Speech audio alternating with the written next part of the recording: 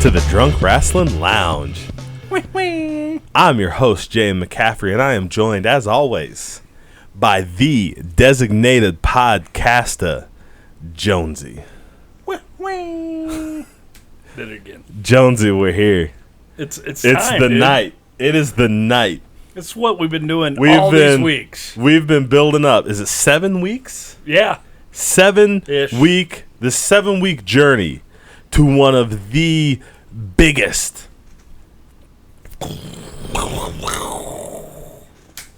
moments in wrestling history. Tonight we are watching Bash at the Beach 96. Yes. Jonesy, as everybody knows, tonight we are forming the NWO.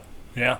We have watched the entire run from the first night Scott Hall debuted. They haven't even said his name. He just showed up in his denim jeans, denim shirt, jean vest, jacket, and jeans. and he said, "You know who I am, but you don't know why I'm here," and declared war on WCW. That's right, man. And it has grown exponentially. We saw Eric Bischoff get powerbombed off the stage through some stuff.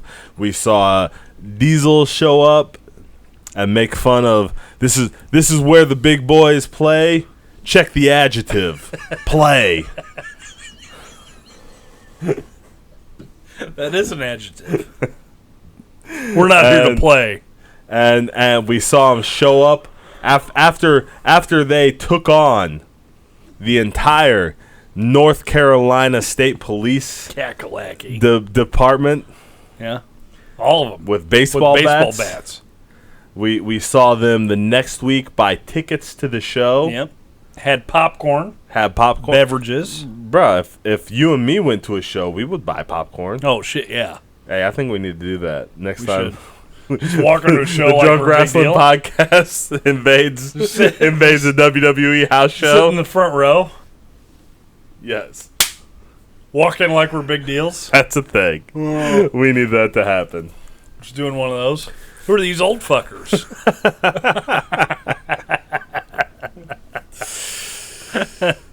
And it has all led to the night where we have, in the main event, Sting, Lex Luger, and the Macho Man, Randy Savage, versus Scott Hall, Kevin Nash, and the mystery partner. And we have no idea. I don't know who it's going to be or what's going to happen.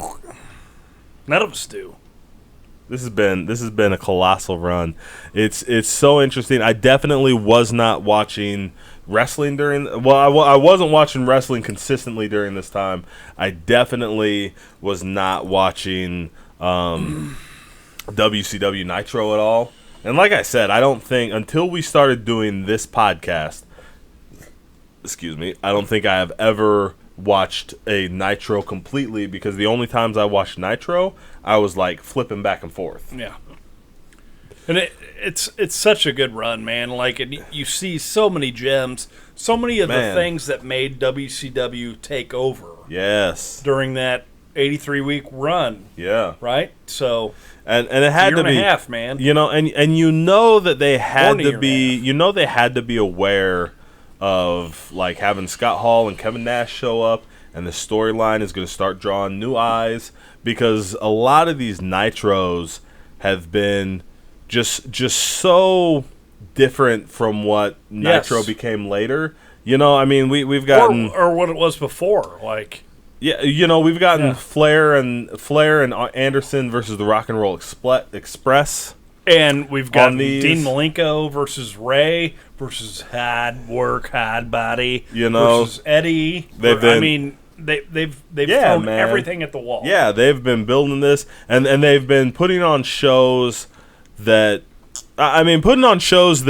here we are, 20 years removed, you know, and I'm watching these Nitros going, Jesus, this was on a Nitro? Yeah. If my friend had called me and said, bro, you got to check out TBS, it's, you know, Razors on WCW now, and I tuned into these Nitros, I would have been like, I never would have gone back. I would have been a WCW guy. Yeah. I never would have gone back to WWE. All right. You know what I mean? I'm sure I eventually would have, but you know what I'm saying. You wouldn't have had a choice. You know what I'm saying, man? Like, it just would have been. It blows my mind how good these Nitros have been. And they had all the best talent in the world. Yeah. Except for, 2 or 3 of the best of all time. Right.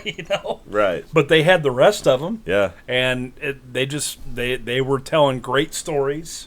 They were really putting on good shows. Yeah, man. It's been unbelievable. Yeah. Let's do it, man. Let's do it, man. Let's finish so if you guys want to watch along with us, we are on the WWE Network. We are watching Bash at the Beach 1996. We are at 00000000000 timestamp. 0. And we are going to start this show in 3, 2, and play. Play. Okay. Sharks. Bash at the Beach. Does the shark mean that That's the hostile takeover. John Tenta is the third man? What else? What else could it mean? Oh.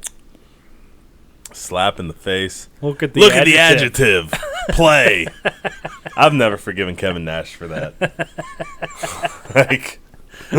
He should be better at grammar. He should. He should know. Hey, Savage looks crazy anyway. How much crazier does he look with face paint on? Dude. He should have done that from the get-go. Well, I don't know, man. Like, he almost crosses from looking crazy. Wow, look at this place, packed. Yeah. We have not seen... Small arena, but it's a small arena, but it's packed. We have not seen... this looks like a standing room only, wall to wall, like what they've been doing. Are they indoors or are they? No, they're indoors outside, here, right? Yeah, no, they're indoors. Oh, okay. Dusty. Oh, Dusty Rose, baby, motherfucker. Yeah, baby, Tony Schiavone and Bobby Heenan. He did the bash, right? He did the bash. Yeah, with Tony. Mm-hmm. So he's back for this. I like the old black suit. Dude, that suit's clean AF. Yeah, there's no lint. Look at Dusty, dude. Bobby Heenan's got on like a blue jacket and a Hawaiian shirt. Because he's in Daytona. Shivani looks like a waiter. He's got like a he's going bow to prom tie later. and a cummerbund. No, he's going to prom. And fucking Dusty. All black. No lint. Buttoned all the way up. No lint. Double-breasted. Dude. How about that? Dusty. Fucking. just Dusty motherfucking Rose, dude. Yeah, baby. He's wanting to dine. He's wanting to dine with kings and queens. He's slipping alley and dine on pork and beans.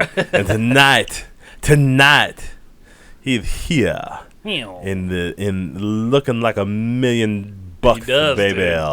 Baby. Isn't my Dusty great? Best ever. It's better when I'm sober, but it's not nearly as much fun. Look, there's sand, a sandcastle, surfboards, Psychosis. Look at what you get with this show. I wish Psychosis was part of the set. I wish she'd go over and sit in the lifeguard chair back there and just be part of the set. Oh my God. Oh, we got the New England State Troopers again. Where is this show? I don't know. Daytona. Florida State Troopers. Probably from North Kakalaki again. North Kakalaki. I hope they just took the... Is this an on-a-pole match? Why is there a pole back there? Is Vince Russo here? Dude. What are they going to put? Let's put it on a poll. Who's coming out? Ray. Dean Malenko. Ray. Awesome. This would be great. Man. Be fun. Just watch, man. Okay, here's Psychosis is pretty underrated guy. Here's my deal. I'm not into luchadors. Okay.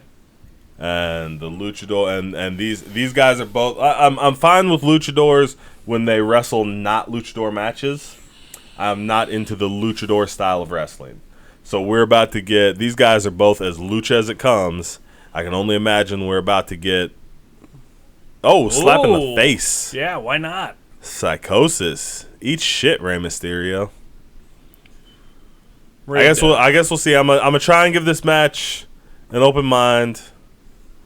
I'm telling you though, man, this was the first 40 minutes of every Nitro. Both these guys, for sure. And both these guys are good wrestlers. I'm not taking anything away from. We got to get Mike today into the booth for this. Well, yeah. Nobody else knows what's going on. Yeah, nobody else would be able to call this match.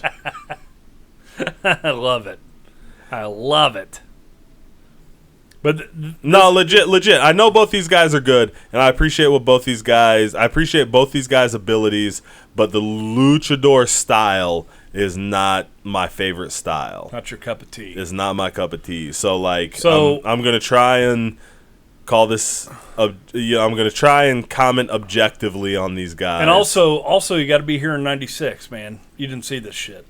For sure, brand new, like nothing we've ever seen. This was totally new. Yep, definitely nothing. You'd never seen anything like Rey Mysterio, right? And never seen anything like this on WWE or a Power Ranger wrestling.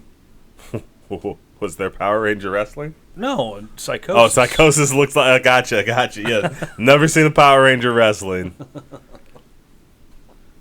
But this is another thing too, though. Interesting though, like wrestling though. Well, they are wrestling. This is neat. These are cool chain exchanges here, and this is another thing too that arguably they stole from ECW. ECW had all these guys here first. Yeah, absolutely. And then Bischoff went, absolutely. Hey, you know what? I want that. Yeah, yeah, and I can pay for it. Yeah, absolutely. And you can't blame anybody for that. No. That was merely an observation of absolutely. Fact. Not all these guys came from ECW. Right. They were all there. Yep. And I've never been one that's like, oh, Bischoff stole this from ECW, but like you can't not mention. You know what I mean? Like yeah. Yeah, absolutely. But he had the wherewithal to put it on television, right? Like national TV. Yep. Right. Absolutely. Or open a pay-per-view. Absolutely. Give it a deal. chance. Like he knew well enough that this is what people wanted to. If you're gonna open your show hot, like you can't get any hotter than this. Right? Yeah. Well, you know what? I wonder if he thought of it that way. I think he probably saw it more as Jesus. Psychosis. Yeah. Psychosis comes over the top with that dive to the outside, and both their heads end up smushed under the guardrails, dude. Oh, for sure, into the guardrail. This is the CTE Olympics we were watching. It is. Yeah, it is. So I don't know that Bischoff necessarily. I don't know that I would credit Bischoff with the wherewithal to be like, you know what, this will be the perfect way to start off so many of my shows, as much as he was like, you know what, there's nothing like this on WWE TV. Right, yeah. And which that's the same. That it's not the same thing, but it's the same thing. Right. Like it honestly is. Well, like if we open up our it parallels. If we open up our show with this, which if you remember correctly, their show was running 2 hours before Raw. Right.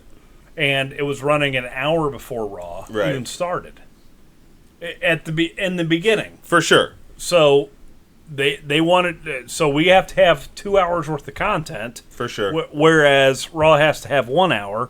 We're going to have to fill that void with something. Yeah. And boy, did they make some stars out of it. Man, boy, whether they wanted to or not. They changed the business, man. Yeah. They changed the business. Because, a lot of the young guys who I complain about, being spotty and all the spot monkeys and stuff, you know what I mean? Mm-hmm. Like, and all the wrestling that I don't like now, they were watching these guys and they were going, oh, wrestling can be this instead of Hulk Hogan versus Big Bubba Rogers. Think about the longevity of this too, though. Like, Ray, I know Ray was like 19 years old here. Was he that old? But Chris Jericho, came out of the same thing for sure. And he's in his 50s now, but he's still fucking wrestling. Yeah, like he's still doing his thing. Like it's.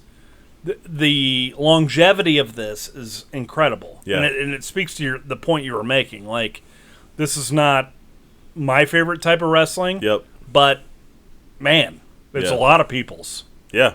And this is why. Yeah. Because it had this platform. Yeah. It was athletic. It was quick. It was fast paced, and it was like nothing they'd ever seen before. Right. Yeah. You know. Absolutely. And I think there's a thing too.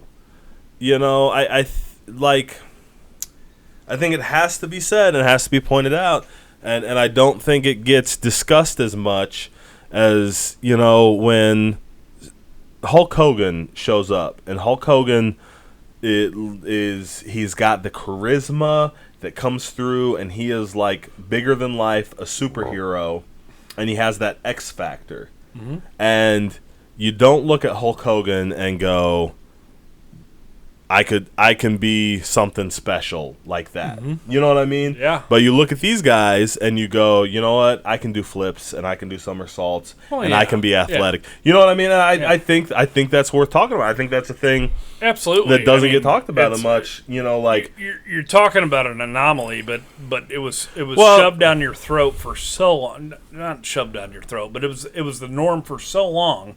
It's like, oh, okay, I have to be a 6'6" guy with bleach blonde hair and, you know, tan as fuck. And that's who I have to be to do this? Yep. Right? Right. Like, and we wouldn't have started this if that was the case. You know what I mean? Yeah. Like, it's not like we look like these guys, but we didn't look like that either. Right. You know? Right. And these guys, you know, these guys are small and athletic, and that can be strived for because that can be learned. Right. You know, being Hulk Hogan, being The Rock, being The Undertaker, man, that can't necessarily be learned. No. You know? No. Like, definitely those guys are the superheroes, real life superheroes that have just something, man. That Hurricanrana into that doesn't do package that no more. were clean as fuck. Man, so good.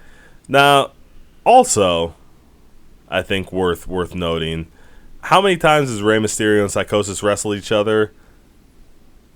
You know, at this point, 1,000. No, dude, he pulled that Rana off with everybody. I'm not saying that. I mean, Rey Mysterio did things that were amazing. Psychosis did things that were amazing. Yeah, but how many times did they wrestle each other by now? I mean, how many times did they wrestle each other around Mexico? Who knows? They definitely wrestled each other a bunch in ECW. Like, this was the ECW match. This was the one that had that Rana on the car hood. Yep. That's so famous. Yep. You're right. You know, it was Rey Mysterio and Psychosis. My only point was to say that Rey was like 19 years old or 20 years old at this point, but Ray's probably been wrestling plenty. Yeah, I mean Ray was you know, second generation. I mean Ray started when he was 12 in that when Chris Jericho met him in Mexico. Yeah. Didn't grow another inch. No, never did. And who knows when Psychosis started or when Psychosis, you know, who knows, man. Started growing that hair. Dude. Yeah. He never cut that hair. No. Like that hair almost looks like... You can't even see his horns. Like, it gets shorter later because you can see his horns. Remember when they took his mask off? No. Remember, so remember when they took Hoovie's mask off? They took everyone's mask off, dude. Well, they took Ray and Hoovie's. They took Hoovie's mask off early, though. And Hoovie was, like, beautiful. Like, the juice, man. He was so... The juice. He looked like a beautiful... He looked like Michael Jackson. Beautiful. Sharp features. And then they took off, and then, like, you know, and he got bigger after he took his mask off. And... Hooventude? Then, like at some point, they took Psychosis' mask off, and... I don't want to say anything bad about Psychosis, but let's just say he was not a beauty. Like... They took Ray's mask off, too. Like, I feel like he was... And he was also not a beauty. Well, I mean, he looked like Ray. Oh, but they also... Like he got to be a part of... So, when they took Ray's mask off, he got to change his gimmick. Yeah, you know, he became part of the Filthy Animals. He was wearing, like, the baggy pants at that point. You know, and being a little more rugged and gangster almost at that point. Oh, Jesus. Oh! Good God Almighty! Psychosis comes off the top to the outside with a senton. Nice. Gross. Hits it on Mysterio. I mean, they landed it perfect. Like you watch that, they landed it perfect. Neither of those guys were hurt or crushed. No, but not. But man, that's one of those moves where there's a lot of there's a wide margin for error. A small margin for error. Okay. I mean, I mean, like, there's a lot of ways that could have gone wrong. I know what you're saying. Listen, I don't know what I'm saying. Hear what I'm saying. I'll slap you in the face. Okay. That's fine. I don't know this I don't know this referee. God damn it. Nick Patrick! It is definitely not Nick Patrick. You can't put Nick Patrick out here because he would look 15 feet tall standing next to these guys. Well, he is 15 feet tall. No, he's a solid 7. But next to these guys, Rey Mysterio is negative inches tall. Like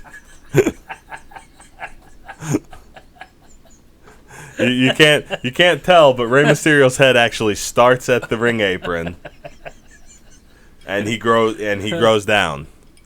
I got it. That makes sense, though. Science. Psychosis, like, it always bothered me. Like, all of the luchador gimmicks. Yeah. Which were not gimmicks in WCW. They were just, hey, another luchador. Yeah. This one has horns. They were just names and costumes. Yeah. But Psychosis is the one I always remembered the most because I'm like, why?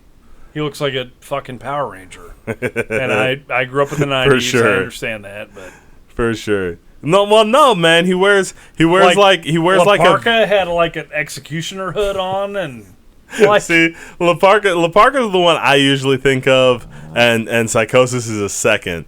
The Psychosis definitely is like a Power Ranger. He's got like the kind of vest and shoulder pads like built in. I mean, it's a bodysuit. Look at it. I like it's all up in his face and shit. Like, I can't imagine wrestling and stuff like that. I'd die. I'd melt. Yeah, I always thought that about Goldust stuff. Goldust, dude. He still wrestles like that dude. Fucking latex bodysuit. Bodysuit. Do you think he has to be burned out of that every time? Like they just like. Yeah. Like I can't imagine. Well, we can't unzip it, just torch it. Right. He's got so much scarring. Don't worry, guys. It'll melt off. Yeah. I've been here. Referee Johnny Johnson. Johnny Johnson. I like it. Counting the 3. It's his first night. Oh. Nice drop kick. Nice sell on that. Yeah. You see how I like how No, he died. Yeah, I like how Psychosis like hit the mat and like skidded to a halt. Like This is fun. These guys have pushed the chairs out of the way free. Oh God. To springboard, acai, corkscrew, whatever. How on earth is he still wrestling?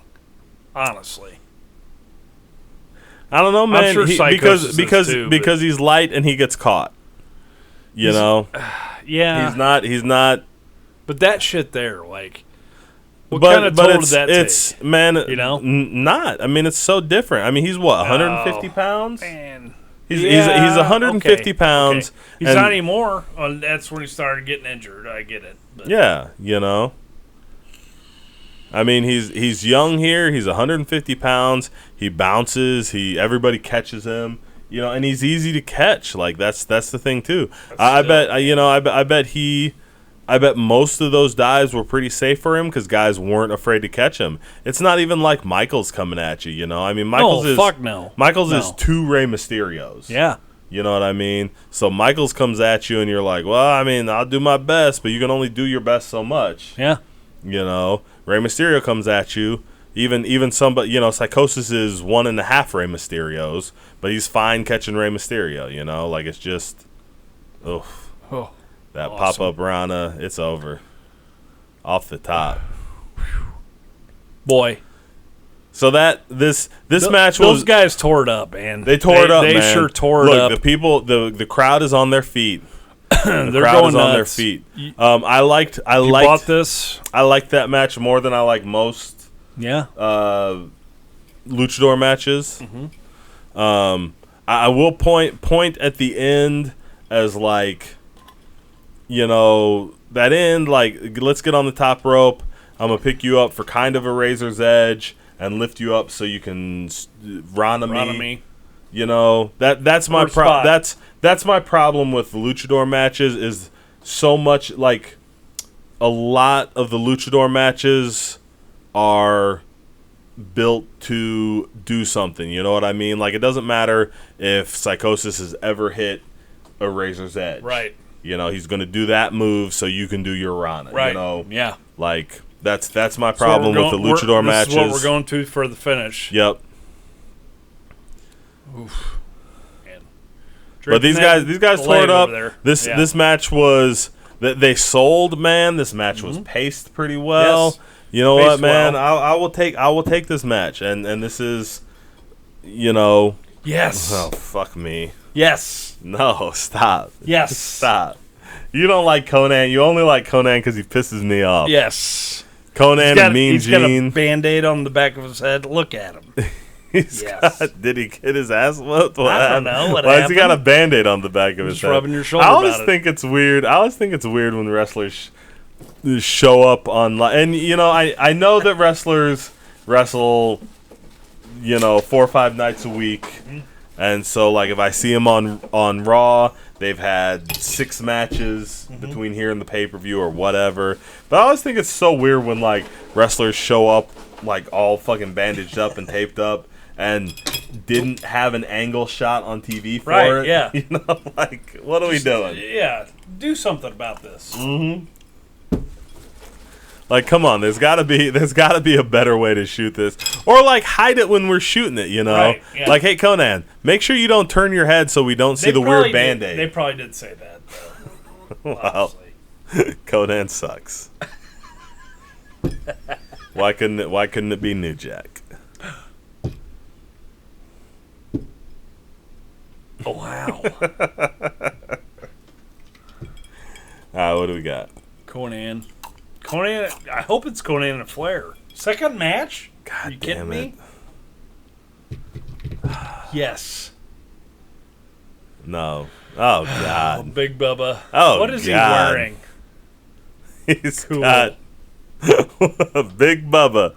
Yeah, baby. Big Bubba. Coming to your town. Coming right down the way. Wee, wee, wee, wee, wee, wee, wee.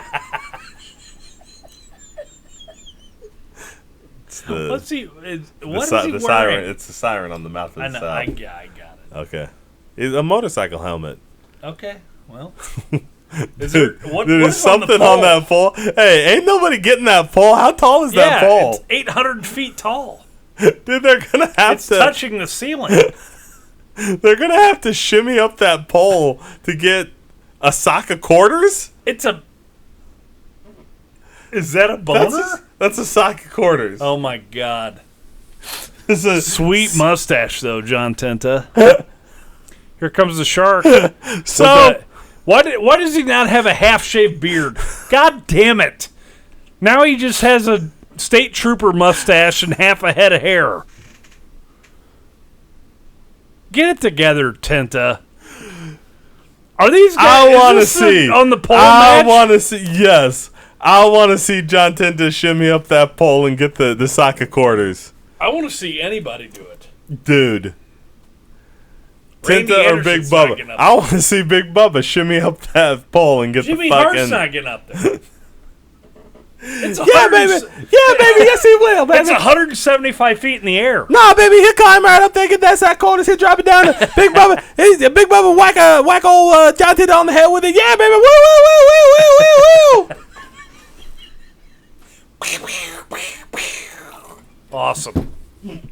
Awesome. Dude, amazing. I could not be less interested in this match. Yeah, we should do another tasting. We're gonna do our tasting here tonight. Jonesy, I brought us some Old Camp American blended whiskey made out of straight camp sites. It's 80 proof. Made in Old Camp, USA. Where is that? I don't know, but it's slightly sweet, and it's got smooth drinking waves. I'll be the judge of that. Whiskey is right at home on the rocks. Oh, yeah? Or with your favorite mixer. My favorite mixer's water. We're going to find out.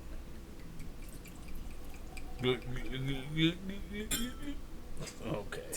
Let's get out of here. Jesus. I was fine until you started making a stupid sound. This motherfucker over here. Listen, eat all of the shit. Hey, did you guys ever see a Big Bubba match you liked? Me too. That's not. Listen, I've seen both of They're these gonna guys. bend. They have to bend the thing. No, one of them's gonna shimmy up that fucking pole. There's no fucking way. Nobody's getting that sock of that boner-looking sock of quarters. Nobody's getting the boner. Dude, looks like a sock full of dick. Sorry, dude. Like, here goes Tinta. Great. Listen, and you got it. Though. I just want to acknowledge that I've seen both of these guys are good workers, and both of these guys are good wrestlers. If you're not into the inside baseball, both these guys are good wrestlers. I like both these guys. I have a lot of respect for both these guys. Both these guys have had a lot of matches that I would like, and I don't know that these guys haven't had good matches together, but I cannot care about these matches because I am the anti-invested by the dumbass I'm gonna shave half your head storyline. Oh, now I'm gonna shave half your beard storyline, and even more so because when he shaved half his beard, he didn't wear half a beard. He shaved the rest of it off, but he's still got half. State trooper. He's still got half a mullet up there, half a skullet. Yeah. He's still got half a skullet up there. This is the dumbest. It's so bad. How's the Old Camp smell? I don't know. Ooh, smells pretty Smells boozy. campy.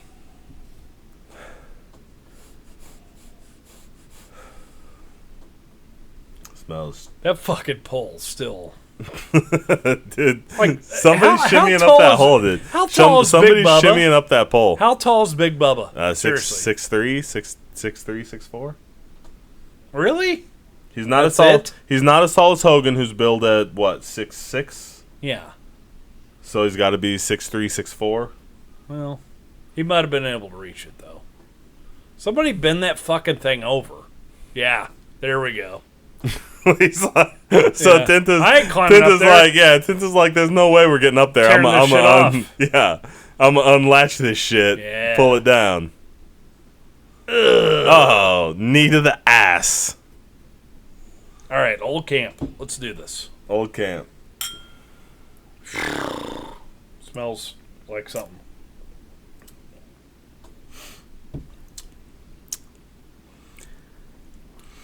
I don't hate that. I don't hate it. Seems pretty boozy, pretty rubbing alcohol-y. Pretty rubbing alcohol. It's very cheap. It seems it's 80 proof, and it is more boozy than the 100 proof Buffalo Trace. Yeah, both show For sure.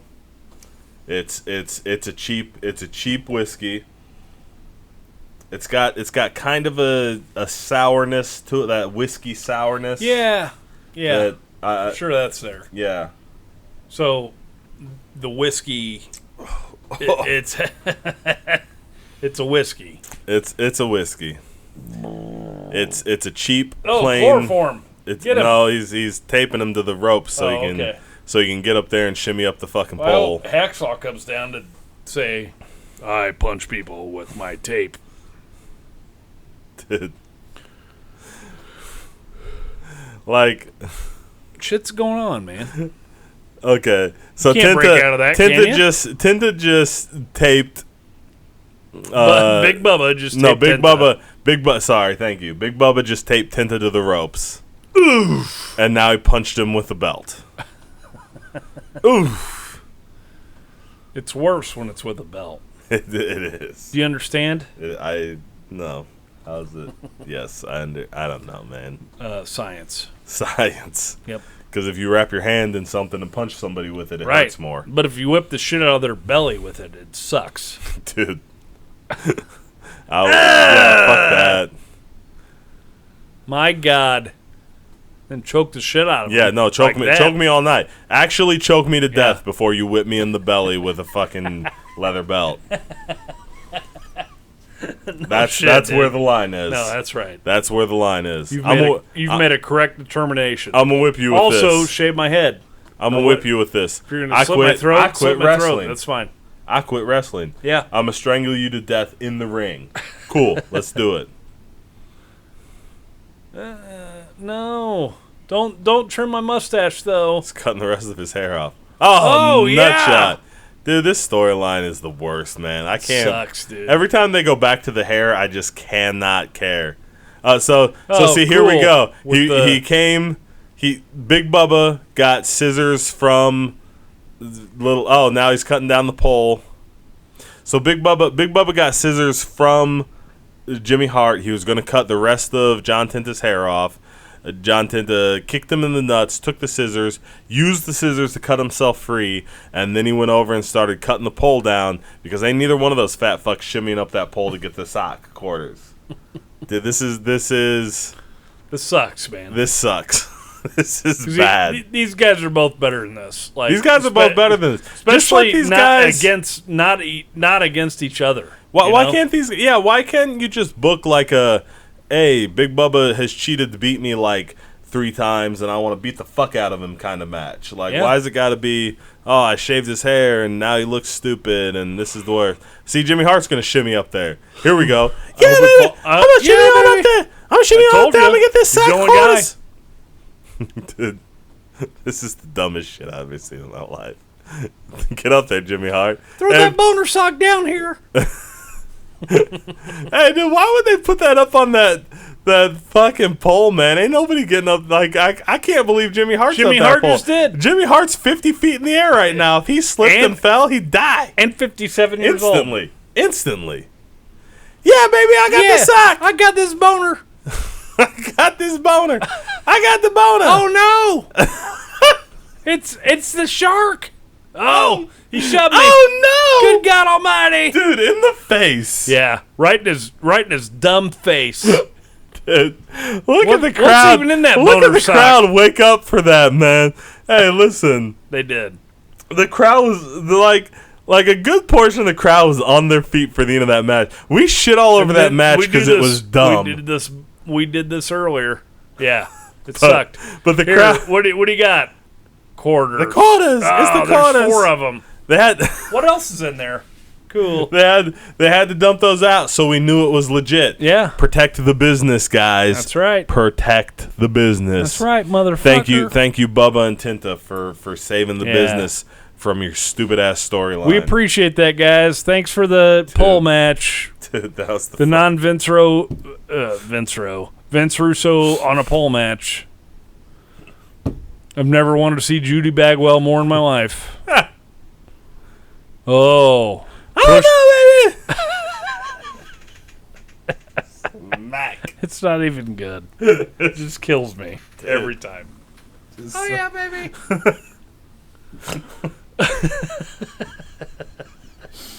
I love it. You're welcome. He did it. He got him with that boner sock, and boom. Sweet stash, though. Love it. Shark looks great. Whoa, Tony. What are you doing? He got laid. Good one.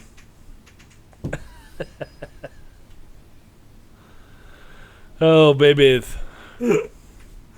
He got laid, baby. I am the champion, my friend.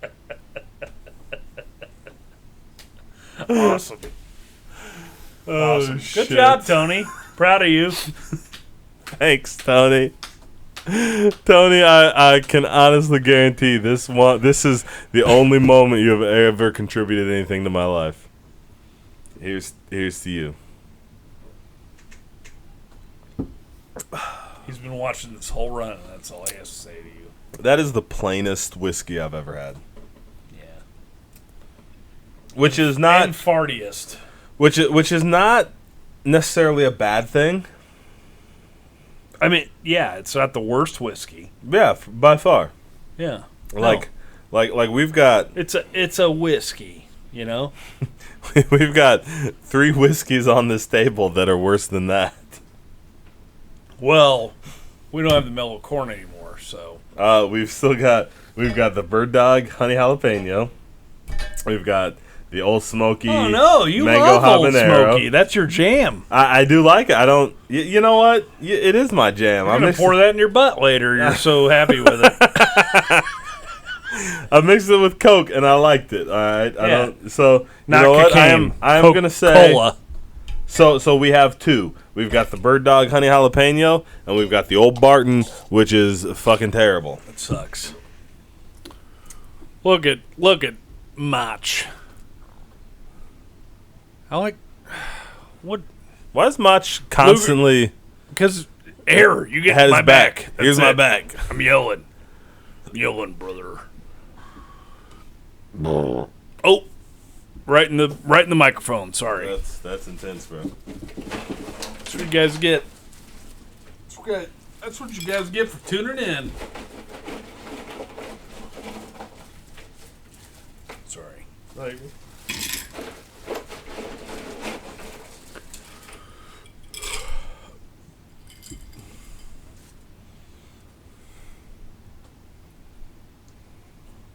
I like this, man. I like this tag team as the face of WCW. Yeah. Hogan's been off making some fucking awful movie, I'm sure, or Thunder in Paradise. I was gonna or say, whatever. I think he's on Thunder in Paradise here, isn't he? Cool. I bet that was good too. Anyway, like I like this, man. This is the right people to have in this match to defend WCW. Do you think it shouldn't be the Horsemen?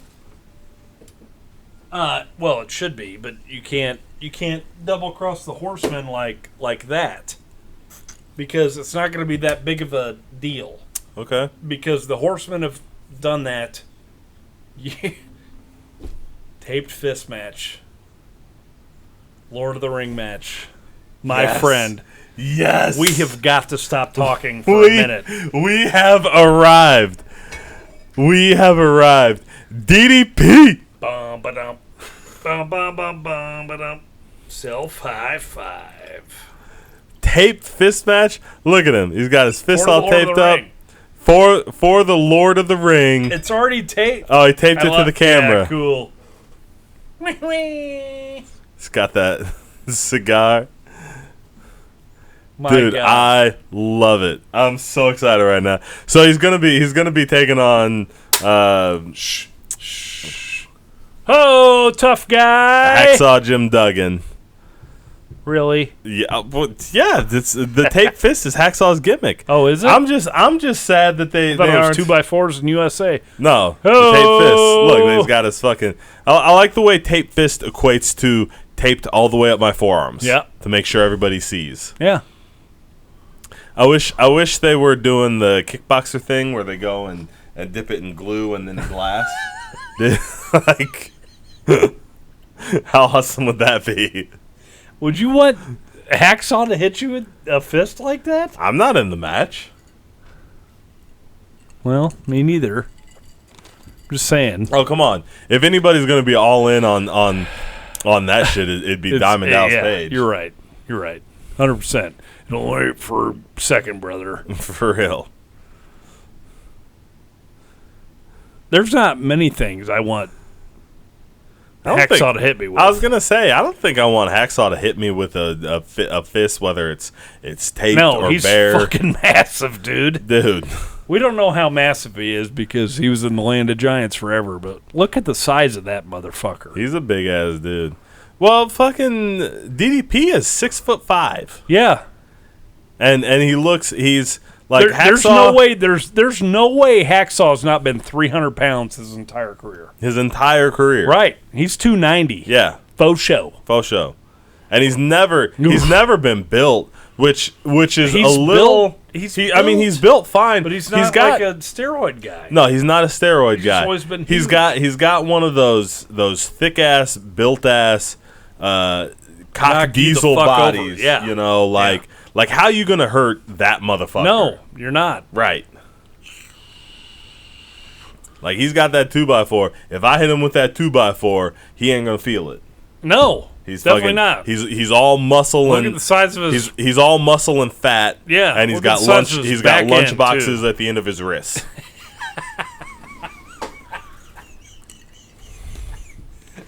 Not like kids' lunch boxes, like the ones you'd take to the mine every day. Yeah, like those ones. Look at DDP taping up his legs, trap him on the ropes. How is this legal? We've seen this before. How is this legal? We've seen this in the Last Man Standing match. And Bret Hart did it. We've seen this in the Last Man Standing match. We've seen this in that Bret Hart Diesel match. Yep. That Bret Hart Diesel match needs to be a Red Label match. That match is the shit. You better pick it. It's a great match. It is. Oh, look, he tore his goddamn earring out. He untaped his fists. Oh, no. He tore the tape. Now. It's an illegal hold. Oh, my goodness. How is Hacksaw? He can't hit him. Oof. Hacksaw is vulnerable. Would you headbutt Hacksaw? I would. But, hey, dumb question. I like the idea that I'm going to untape his fist, then he won't be able to punch me as hard. And I'll just headbutt him. Yeah. Well, and they're this spot's great. Well, and they're like totally paying it off, man. This is genius. So like, DDP trapped Hacksaw, taping his ankles around the ring post, then pulled the tape off his wrist, and then still got the fucking the shit punched out of him. Well, he shouldn't have headbutted Hacksaw. As if untaping Hacksaw's fist makes his big old fucking 300-pound knobbly knuckles less painful. Like, fuck.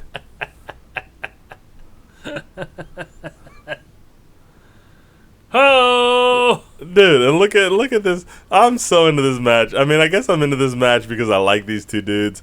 They built this match for 1 week. Remember, like just last week, DDP came out looking for his ring. Who's got my ring? Yeah, who stole my ring? And then all of a sudden on this pay-per-view, Hacksaw shows up. I got your ring, tough guy. Right. Oh! Let's have a taped fist match. But wait. Hacksaw has been just hitting people with a taped fist for a while. Well, it's been killing them. That was Hacksaw's gimmick, people dude. Are all murdered. He tapes up his fist and then he punches people and knocks them out. Oh, DDP overselling the shit out of that suplex, dude.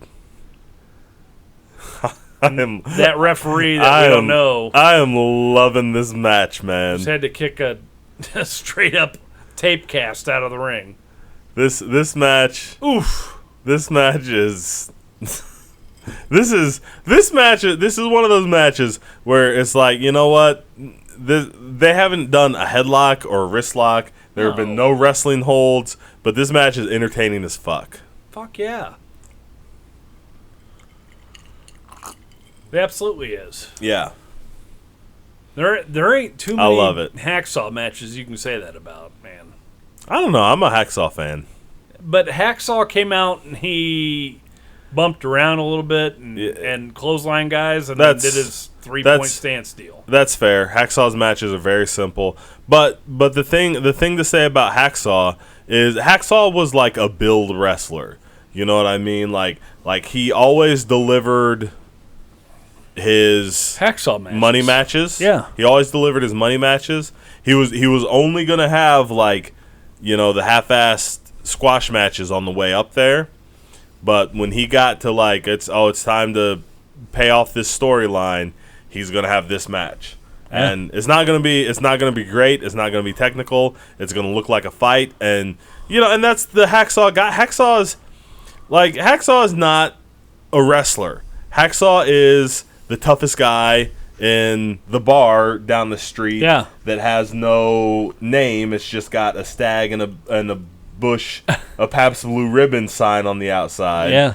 And you go in there, and Hacksaw's in there drinking and waiting for somebody to show up to fight.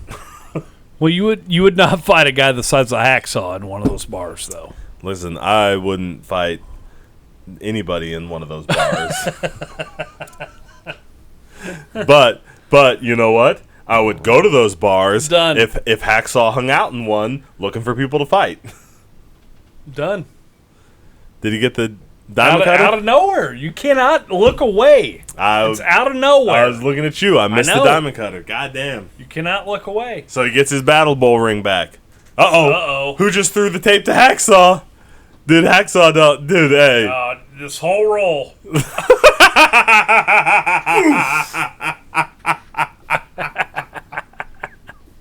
He just no-sold the shit out of that. He winged that shit all the way around, dude. That was amazing. Hacksaw gets diamond cuttered, gets pinned. Somebody throws him a roll of tape. He tapes it all around, and then wings his fucking. It just spun around his wrist, wrapped all the way up. That was the most amazing. I wish Hacksaw would retire right now, because that was one of my favorite Hacksaw matches. And by far my favorite Hacksaw fist taping spots. That was bananas. Yeah, that was the best fist taping spot. All the way in. Fuck yes. Thank you, Hacksaw. Thank you, DDP. So that match was amazing. Ass kicking. Bam, bam, bam. Yeah, baby. It's the Giant. Listen, Mean Gene, you don't want to mess with the Giant Kevin Sullivan. Kevin Sullivan, what do you think about this match tonight? You've got some guys that you're going to wrestle, and we're all very curious what's going to happen when the Giant takes on those guys. You can go throw just a guy. Well, let me tell you something, Mean Gene. When the Giant gets in there with those guys, he's going to beat up that guy. No, not enough Boston. And you can't even imagine what it's going to be like when the Giant, he's 7 foot tall, and he's 300 pounds. 450 pounds. Giant, what do you think about those guys? I don't have a Giant impression. What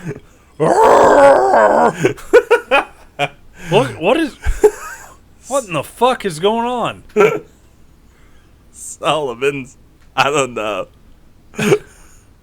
So, hey, how hard is Sullivan sucking in right now? Always. Like somebody was like, Sullivan, if you suck all the way in, you'll have a 6-pack for the promos.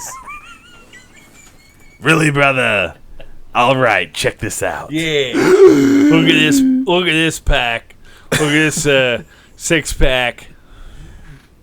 Jimmy Hart, what do you think? Yeah, baby. The Giant Kevin Sullivan, they're going to fight some guys tonight, and can't nobody take out the Giant Kevin Sullivan. Awesome. Ladies and gentlemen, after this, who knows? Dude. Thanks, Gene. Thanks, Gene. Oh! Arn Anderson. Benoit. Chris Benoit. Who the fuck is... Lee something. Lee Pornstache? Lee Pornstache. Lee Daniels? I don't know. I don't fucking know who that is. He did the 900 number. Is that Barry Darso's gimped up brother? What is going on? Barry Darsow's a saint. I'm not talking about Barry Darso. I'm talking about his gimped up brother, aren't I? No, that's not him. Oh, okay. I thought it was. No. What do I know? Nothing. Who's Arn talking to? Got a great promo, I'm sure. Lee Daniels, the 900 numbered guy. Interview time. Oh boy. Arn got his reading glasses on, which always makes you fear him more, you know? Like, he did that a lot. Yeah, I'm done. Go talk to Benoit. He looks like a dad. Well, he is a dad. He's like, put my reading glasses on, tuck my my t-shirt my teal t-shirt into my tights. I got my wrist tape on, though. Yeah. God damn. Fuck. He's a heel, motherfucker. He's so good, dude. I love Arn Anderson. I don't care. He's like 38 here. How hairy is he? Well, pretty hairy. Dude. He is so hairy. And his entire body, his legs, his arms, right? Like, and he's he didn't have 4-man dog collar match. This is Public Enemy. God damn it! I hope so. Public Enemy and Regal and Public Enemy and the Blue Bloods, or Public Enemy and the Nasty Boys. It's definitely Public Enemy. I hope it's the Nasties. Here comes Public Enemy. They've got a pre-cut table. You can see the tape on it. You think I'm joking? Look. They got their WCW bandanas on. Well, yeah, because they're WCW for life. T-shirts that are tied in bandanas. Oh, look, the dog chains are laid in an X. I don't know who I want this to be more, the Nasty Boys or the Blue Bloods. I think I want it to be the Nasty Boys more. I really do. You know what? Yes. I am all in. Yes. Because I saw Jerry Sags fight one of them. And I want to see that again. With dog collars on. Here's the smoke. No. We can't hear the music. Who is it? It's not going to be the Nasty Boys. It's the Nasty Boys! Fuck yes! I have never been this excited for the Nasty Boys ever. Ever. Oh my god. Fuck yes. Oh my goodness. Jerry Sags. Just gonna. Dude, oh my god. There is no way this match is even gonna be watchable. But I'm more excited. Even Brian Dobbs right now, he's like, got my glasses up. I don't know how I'm gonna save this. Jerry Sags is gonna kill one of these guys.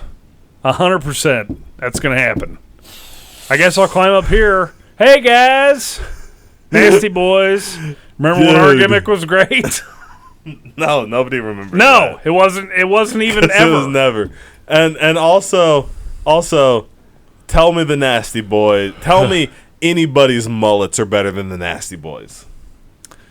Man. Not only Eddie Guerrero's got a great mullet, dude. Not only do like the Nasty Boys mullet. Not only do the Nasty Boys have the sides of the head shaved. Yeah, they have business up front. They've got the tops spiked. You're right. Okay. There's no business in there. There's no business. It's all party. It is all party. Dude. Brian Knobbs got to get his mullet out of the way for the get the mullet out of the way for the dog collar. And Jerry Sags just tie it around the fucking mullet. I don't care. I can't wait. Dude. Look at him. This is awesome. This match. This is the best. There's no this match. I can't believe this was the Nasty Boys. I'm so excited. You called for it. I've never been more excited. Well, I like the way these guys are doing a dog collar match. They had one match in 6 weeks, and then they had no run-ins. They had no promos. There's no build to this match. Would you fight Jerry Sags? Yeah, fuck yeah. I would too. Jerry Sags. He'd kill me. But I'd fight the shit I'm not sure he wouldn't whoop my ass, but fucking let's go, Jerry Sags. I like it. That's why he's dangerous. Yes.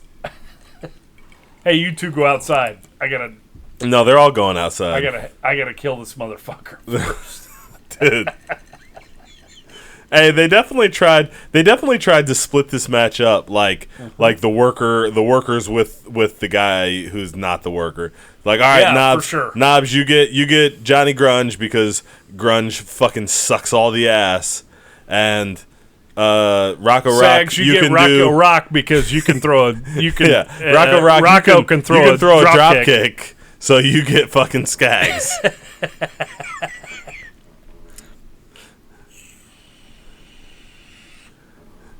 Dude, how did they get to a dog collar match with no fucking build, dude? Was there build on Saturday night that we missed? These guys had one match. No. And no promos, no run-ins. Last week, the Public Enemy fought the fucking Blue Bloods. And they came out with dog collars. And you were like, is this a dog collar match? Yeah. Like, we were excited. And it wasn't. And that's apparently what was going on. They're going to face the Nasty Boys. Dude. Awesome. I wish we weren't watching this on a third of the... Could you imagine watching this online? Remember the TVs we had back then? Yeah. And they're going to give us like this half-ass split screen. Yeah. Most of the screen is the Bash at the Beach logo. Right. Okay, we're in the ocean. Cool. Oh, look. Oh, quick. Zoom in so we can see that spot. Yeah, that was pretty good, A punch in the ribs and a hit him with shot. one of those giant beach balls. No, hey, fucking Rocco Rocks. Dude. In the crowd. Well, no. Did you see Skaggs winding up the chain around his arm? No.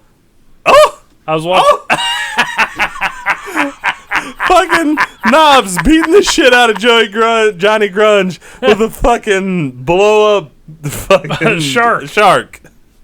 Yeah. Fucking inflatable shark. Don't get in the pool. Knobs that guy. whooping his ass, dude.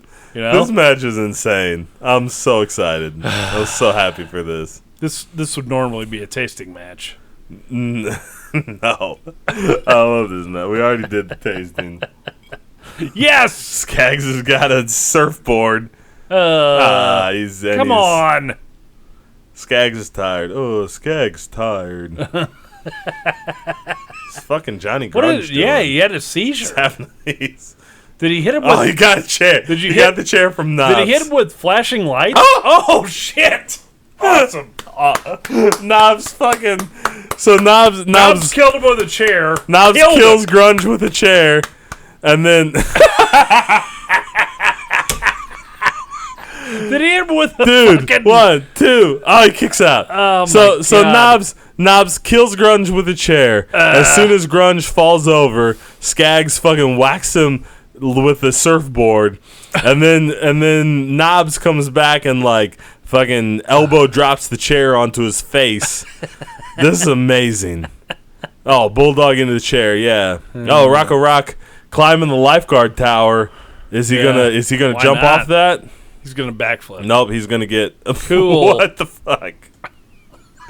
Skaggs pulls him off with the chain, and he does like a half-ass. Well, he does. Like, did you see Skaggs not hit him with the fucking? Oh shit! I missed it, dude. Knobs is trying to murder Johnny Grunge. I can't blame him, but holy shit, dude. Get back up there, Rocco. Rocco, yeah, go for it again. Awesome. No, oh, he's tipping the whole thing over this time. Skaggs just tipped over the whole fucking... Tear a piece off and stab him with it.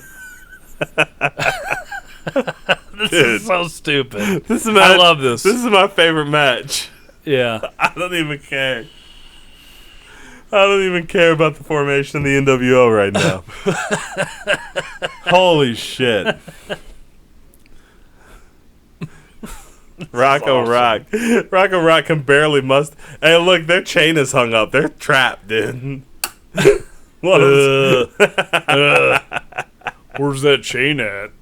Rocco Rock and Skaggs' chain was fucking hung up under the lifeguard tower they tipped over. And Knobs is still over there beating the fuck out of Johnny Grunge. Yes. This is amazing. Skaggs just knocked the shit out of fucking Rocco Rock with the chain, though. I didn't see that. Now they're trying to pull out. They're trying to pull out that pre-cut table. Oh, well. Oh man. I hope they just lay a nasty boy on it. See what happens. Just crunches. Yeah. Is that what happens here? They did that at one point, didn't they? They came out with those. Throw it.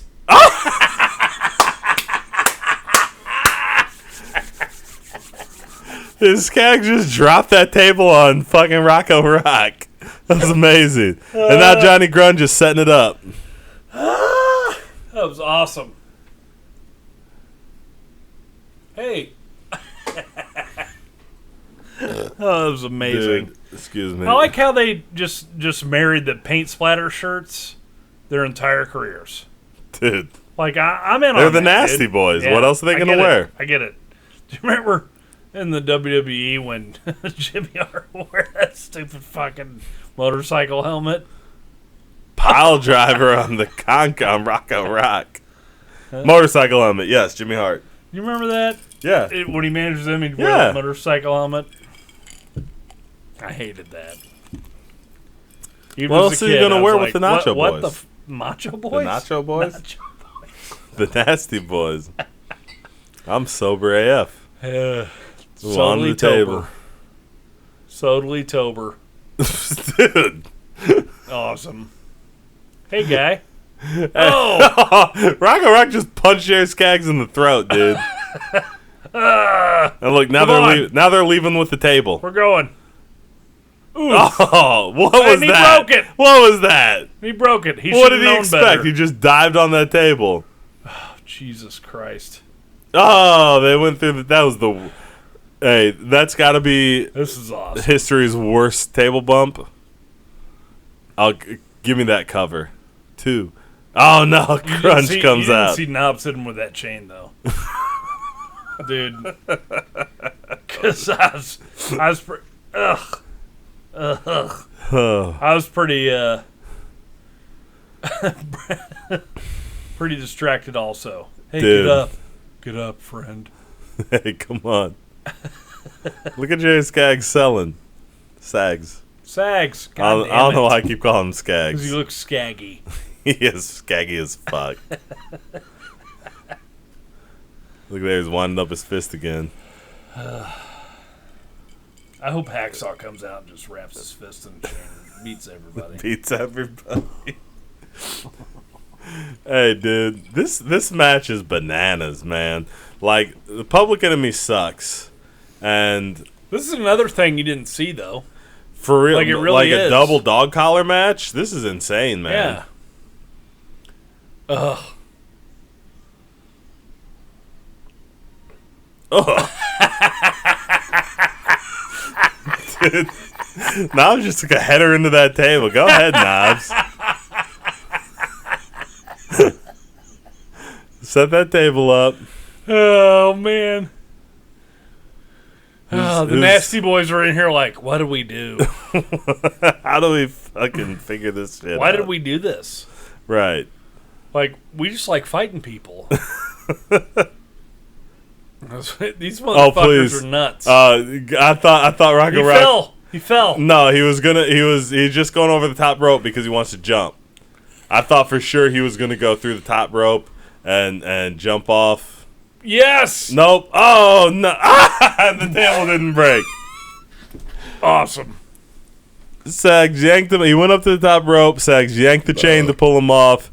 He dove onto the table. It didn't break. I guess that is not one of their pre-cut tables because presumably it would have broke if he'd dive on it. Yeah. Well, it should have. Here we go. I can't wait to see what's going to happen here. Dude, I'm ready for the finish. Oh! Knobs is just fucking grunge up with this chain, dude.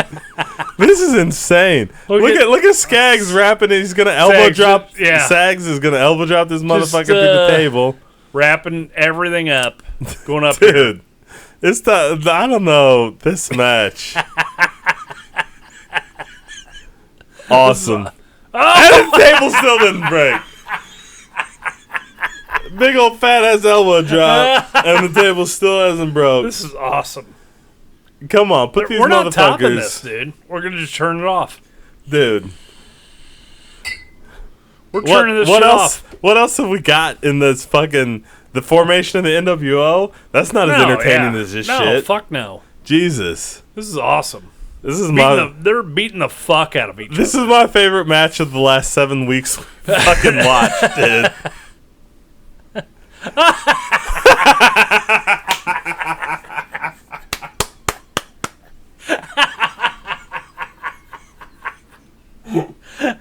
This is the best, man.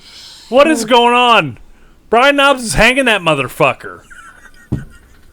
What? Oh my god, dude! That's it. Thank God. I mean, no, break that table. Sags. They tried twice. We tried. What else can they do? Nasty Boys over Public Enemy, and now they can't get the collars off. Public Enemy still trying to fight. Oh! What the fuck is going on? I don't know. Get them unhooked. This is incredible. Dude. Get out of there, nasties. Why is Public Enemy still trying to fight these guys? He's going to throw that table. Yeah, go in there with that chair. Go in there. No, he's going to throw that table at him. Throw that table. No, get him, Knobs. Because he can't lift the table. Oh. Dead. Is Knobs unconscious legit? Well, he's got some fucking receipts coming. He for real does. Oh, now they broke the table. Great. Sags went through the table now, finally. What the fuck is going on? This shit. Oof. Well, I mean, listen, I'm all about, like, that was a thing. Of all the teams to keep fighting, these are the teams to keep fighting. Fight forever? So, no, fuck that. But, like, is this... Dude. Hey, I didn't see that spot earlier, dude. So these replays or something. Yeah, man. That's the finish. That is the finish. So Knobs was fucking hanging the shit, like legit hanging grunge, and Sags sent whipped Rocco Rock into the chain and like clotheslined Rocco Rock on the chain, then dropped all of their own chain. You just gotta watch the fucking match. That was amazing. Listen, anybody out there right now, if you haven't seen, I'm sure you've seen the footage, the formation of the NWO at Bash at the Beach. Listen, go watch the fucking pay-per-view because this match was fucking bananas. Public Enemy versus the Nasty Boys. Dog collar match, 4 corners, whatever. Hell yes. Awesome. Stupid awesome. 5. Good God Almighty. Good God Almighty. Is Mean Gene interviewing these cops? Who else is he going to interview? Daytona's finest. North Kakalaki's finest. Kakalaki's finest. They came to Daytona with us. Yep. Look at those guys. Only one of those guys looks like a cop. Yeah.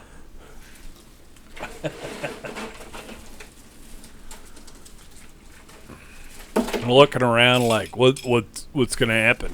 Do we have to do something or just look tough? Just look tough. Yeah. Just look like cops. Disco Fever. Here we go. Cruiserweight title match. Disco Fever weighs 300 pounds. How's he challenging for the Cruiserweight title? 6'7" too. Gold record. Yeah. This ain't gonna last long, is it? I don't know, man. I don't remember Malenko having a lot of like short matches. Yeah, that's true. Man. Get the mirror ball. You need disco some Barry ball. Barton? No, I don't. I think you do. No, I'm... Oh, okay, you're still working on... Fuck, I guess I do. Let me finish this. Yeah. Disco Fever.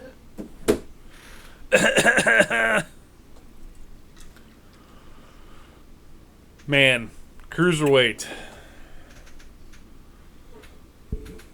We knew this was going to happen though after last week, right? Yeah, this match actually got some storyline. He interrupted hard body, hard work, hard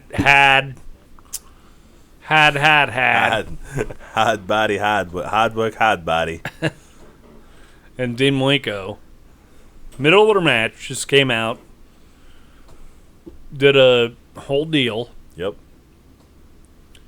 And then was in the finish, right? And then was in the finish. Man. Yeah, because he got in the ring and was dancing, and they whipped hard body into his asshole, and then pinned hard body right in his butt. Hard body. Hard body. Dude, awesome. If you're Dean Malenko and you're the cruiserweight champ, and they're like, all right, your feud for this pay-per-view is going to be huge. Your storyline, you're gonna wrestle Disco. Like, are you like, cool? Disco's like a comedy character. This will be fun. Are you like, really fucking Disco? Really? Come on, guys. No, he ain't phased at all. That's why he's the Iceman. I guess, man. I mean, I know how it goes, and you know, you go out there, you do your best with whatever you're given, and you make it. And Dean Malenko's obviously a pro, right? Yeah. So I mean, he's gonna he probably just he's gonna make Disco look like $1 million. Yep.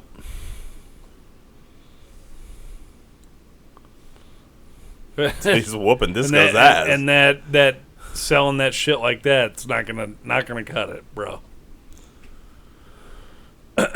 You gotta get your shit together. We're gonna throw it hard.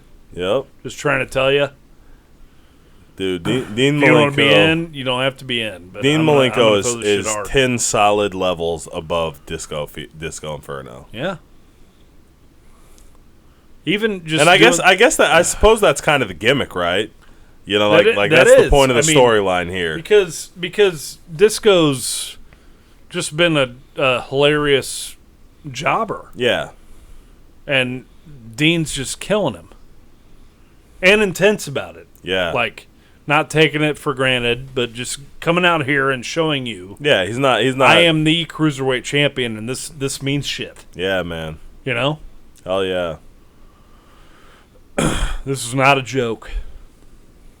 I am not a joke. This is a legit championship. Yep. I don't give a fuck about your gold record. Your bullshit gold record. Oh, brain fuck, buster. Yes. Dude. That, man. Ass kicking. Oh. Malenko dropping him, man. God damn. That was awesome.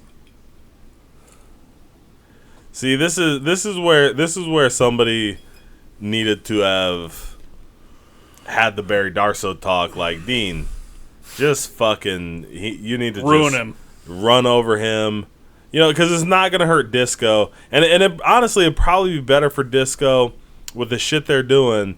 Like if Dean Malenko just crushes him and like, you know what I mean, and then Malenko can bitch and complain about whatever he wants. I wasn't ready. My boots weren't tied. Mm-hmm. My hair wasn't. You know, I thought my hair got messed up, and then he brain busted me and messed up my hair, so I was worried about that. Like, let Disco do all that stuff. Yeah. And we don't need to see fucking, you know, even 8 minutes out of these guys. You know, 3 minutes. Yeah. 3 minutes, and Dean Malenko fucking smushes them. He is smushing them. Yeah. Well, I have a feeling we're gonna get some heat here in a minute. Heat. I mean, Malenko's the heel, right? No, fucking Disco's the heel. Well, man. You kidding me? Malenko's normally the heel. Fucking, that suplex was gorgeous. That was unbelievable. That spinning told was gorgeous. Everything Malenko does is gorgeous. He's perfect. He's so fucking good. Textbook. So fucking good. Textbook. You want to learn how to do holds? Watch Dean Malenko, man. For real.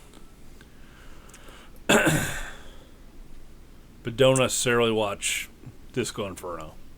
I don't know, man. Disco's. I mean, Disco has taken every bump. No, perfect. yeah. You know what I mean? Yeah. Like, he's in here to do his job. Yep. And he's doing his job. You know? Sometimes you get like the comedy wrestlers that are comedy wrestlers because they're not good wrestlers, and then Dean Malenko or Disco Inferno obviously understands how to do this. He's obviously good. I don't know if he is a comedy wrestler because he was given the Disco Inferno gimmick, or if he wants to do that. You know what I mean? Right. Like, yeah. But I assume, I say that. I feel like I can only assume that he loved the Disco Inferno gimmick because he did it. He was all always. In. Yeah. And also, he was all in. I mean, he just owned it. Oh yeah. He did it as a face. He did it as a heel. He tried to join the Wolf Pack. Like he was always right. Disco Inferno. He was one of the few guys, man. Like him, DDP, and Goldberg were the only ones that never joined the NWO, right? Yeah. Like, I mean, he tried to join the Wolfpack, but they never let him in. Right. Yeah. I mean, all the guys that didn't leave, Yeah. Oh, show. It's awesome. It's fun to watch Malenko just work somebody. I mean, that should have been a botch, right? And Malenko fixed it. It was almost a botch. You know what I mean? Yeah. Like, man. Went up in the corner. Almost whether their timing was off or whatever it was. That's awesome. Malenko turned it right around, just got to where he needed to be for that sunset flip. This match. Oof. Here's some shitty punches. Jesus. Disco. Yeah. You should get your heat back, brother. Yeah. Oof. Ooh. Dance. Nope. See, here we are. See, here. So this is where, I mean, it is what it is, but now all of a sudden, Disco's like a good wrestler, and now the match is kind of, I'm not buying it. Yeah. Because, I mean, Malenko wore him out. So for the first 20 minutes. Yeah, Malenko has 5 minutes of this match, he wore him out. Right. Malenko has been whooping his ass. And now all of a sudden, and we ain't seen shit like this from not even once Disco before. And that's good, but that's also the point where you need to put Disco over. Like that's right, your job. Well, fine. Well, but except that do the things Disco does. You know what I mean? Like this isn't supposed to be. So right now, Disco is just doing his best to wrestle a Dean Malenko match. Yeah. And the really great matches are when you're able to meld the two styles. You know what I mean? So yeah. I understand what you're saying. They'd be able to find something like Dean Malenko slips on a banana peel somehow, or something, blows it somehow, and when Disco takes over, he starts doing Disco Inferno shit. You know what I mean? Yeah.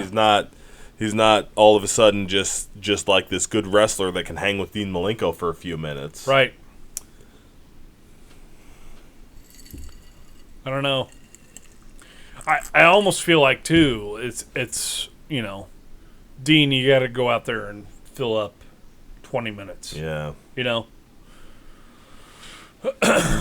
Well, sometimes a lot of people are into this. Yeah, and sometimes the guys like Dean Malenko, you're almost too good for your own good in some situations. Yep. Like when you're wrestling Eddie Guerrero, you can't be too good for your own good. Right. When you're wrestling Rey Mysterio, you can't be too good for your own good. No. When you're wrestling fucking Disco Inferno, like at some point you got to go, okay, well, you know what? Disco Inferno's character is the comedy guy. He needs me to do something fucking goofy so he can be funny for a few minutes, and that's his shit. I can't just do the 1,000 holds. Right. Yeah. Man.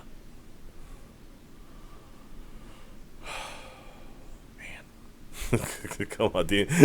I feel like Disco. Like I give him this spot right here. I feel like Disco is like legit trying to get to the ropes and can't. Yeah. Like he's got me fucking tied up. He won't let him. Come on, man. I'm almost there. But he gave him a few feet and then just nope, cut him off. You know. Right. It's awesome.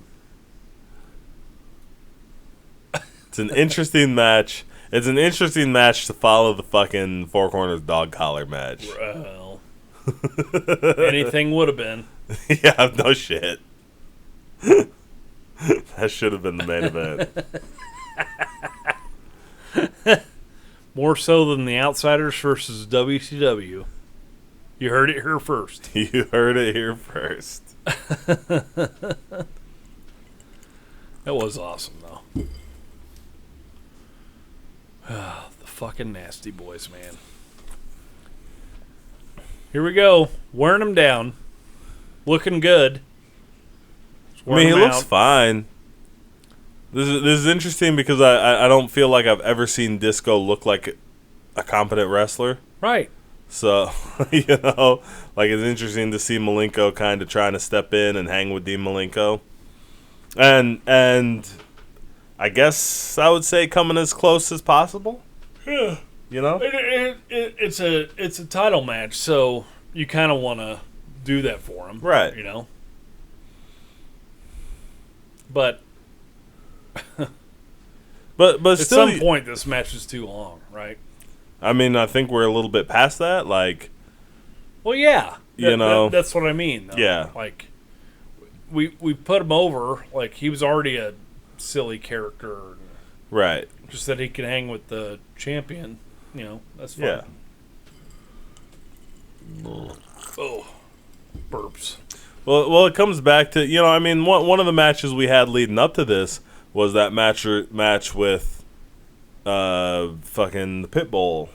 Who's the Pittman, yeah, with Colonel Pittman, where he tapped out, so he couldn't get like right away. Yeah, you know, like Pittman grabbed his arm in an armbar and he tapped out, but now he's fighting Dean Malenko tooth and nail. Yeah, you know what I mean? Like for 15 minutes. Right. What are we doing? Oh. Excuse me. You're excused. With all the burps. Burps. Yes.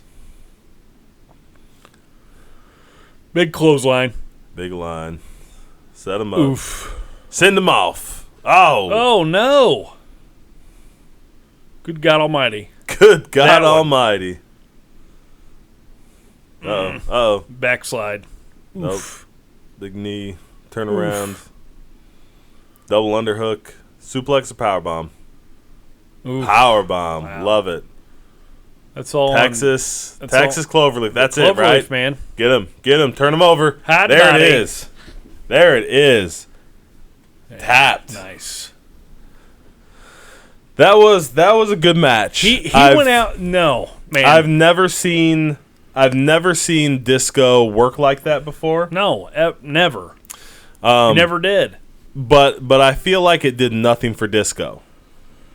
Well, so that was the point I was going to make. Like, Dean went out there and said they said you got 25 minutes. You got to fill that. Right. And he went out there. He filled it with a great match. But they had no idea, like, who he was going out there with. You know? Like, well, it just didn't do anything. You know, we didn't see. It was impressive. You know, I talked to my guys when I train guys. I talk to them about, you know, you can do certain things in your match and you can impress the guys in the back. Mm-hmm. And you can do certain things in your match and you can impress the crowd. Right? Mm-hmm. And this was for sure a match for Disco that impressed the guys in the back. And it's fine to impress the guys in the back and you know, a lot of people, yes. Here comes Joe Gomez. You know, a lot of people want that respect from the locker room, but the problem is nobody in the locker room is buying tickets. Right. Bottom line. Yeah. Right.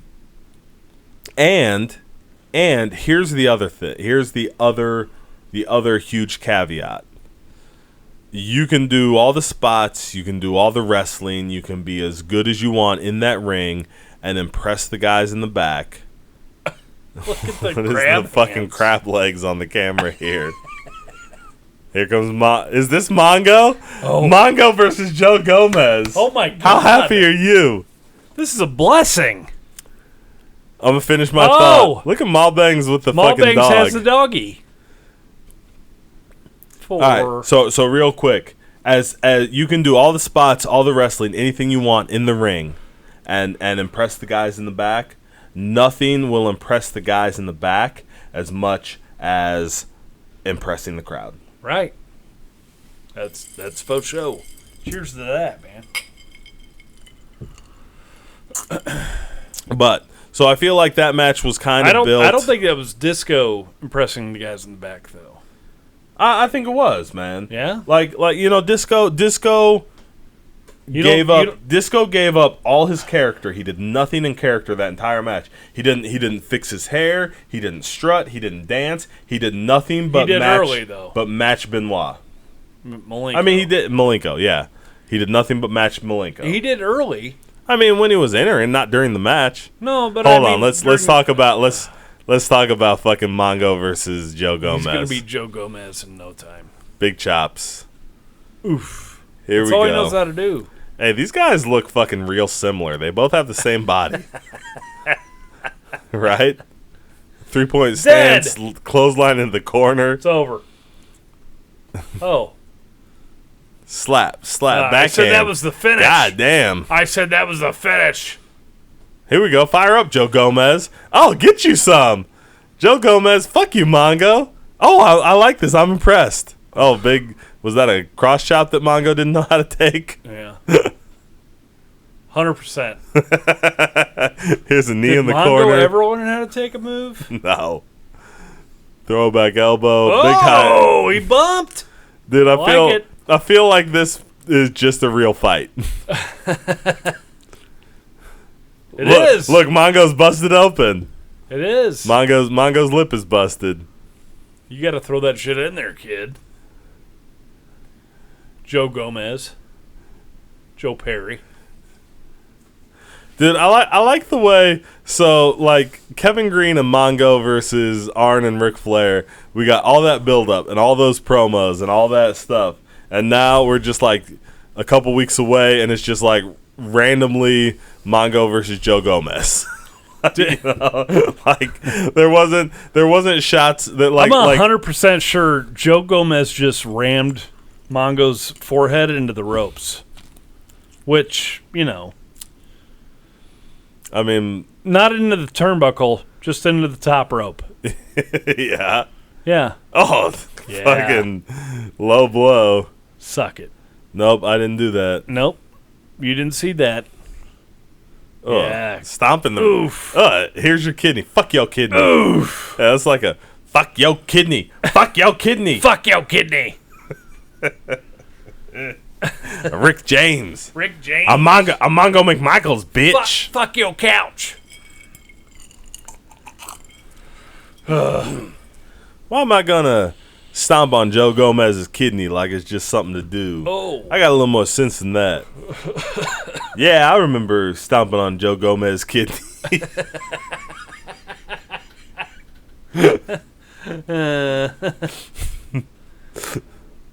What are we doing?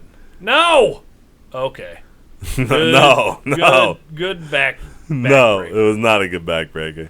Look, Malbangs is happy Mall though. bangs Yes. with their doggy Precious. I don't know what her name is. I don't feel like that's the same dog Mongo had when he was doing commentary. No, Mongo always had a Chihuahua, right? I think so. Yeah. What was that dog's name? I don't know. Who Was it- cares?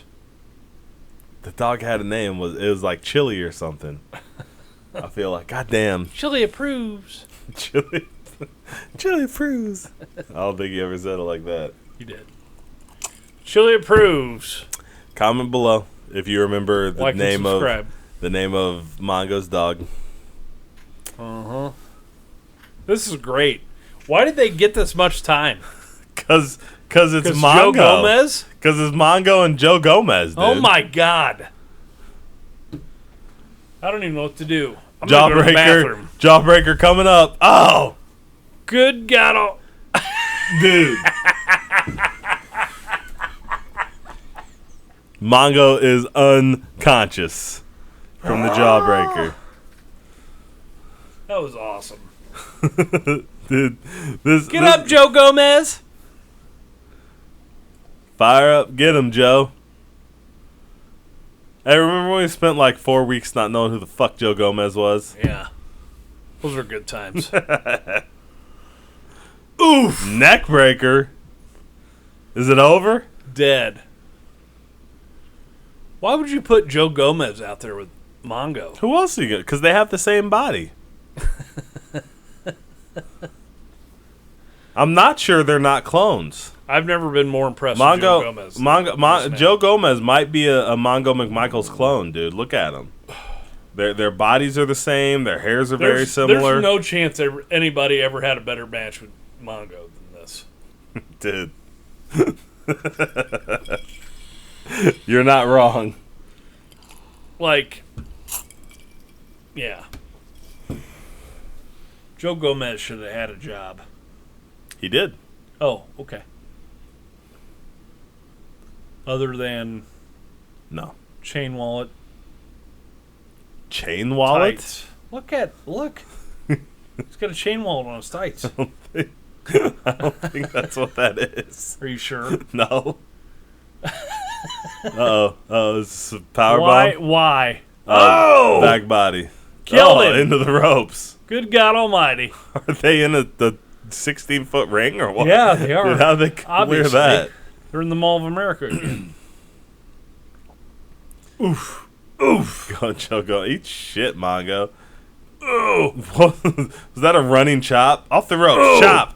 Oh, he's hitting those chops, dude. Oh, fuck it. Oh, McMichaels is out. What do you got? Oh. Not the worst drop kick ever. That was pretty good. The second worst drop kick ever. Pretty good. Dude, who taught Joe Gomez how to drop kick? Nobody. Exactly.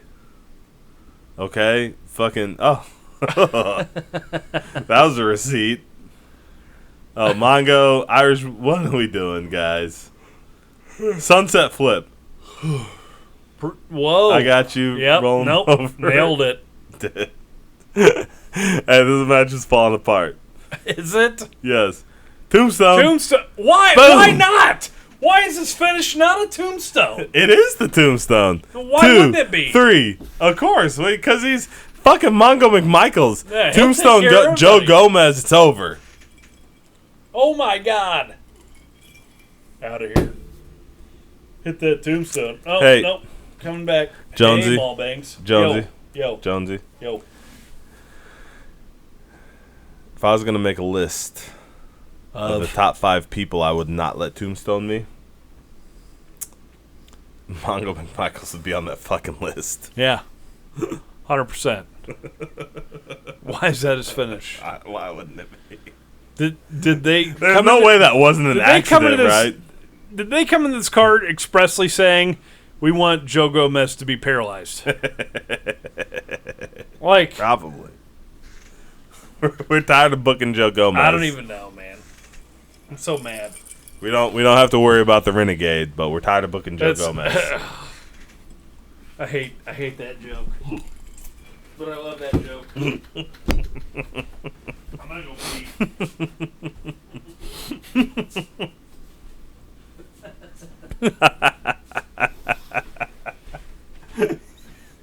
You're welcome for that joke. God Almighty. You're welcome. Talk amongst yourselves.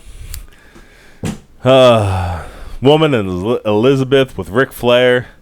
I don't have a good Ric Flair impression, so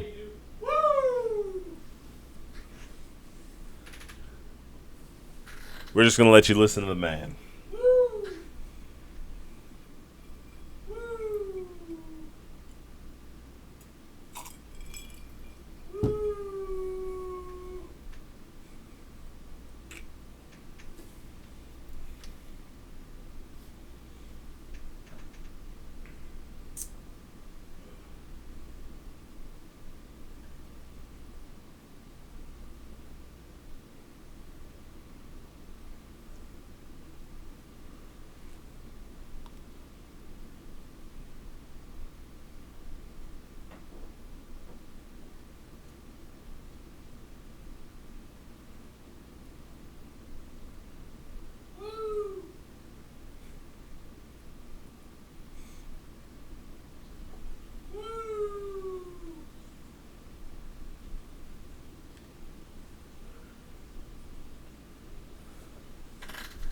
Man, nobody cuts. Nobody does the promo any better than Ric Flair.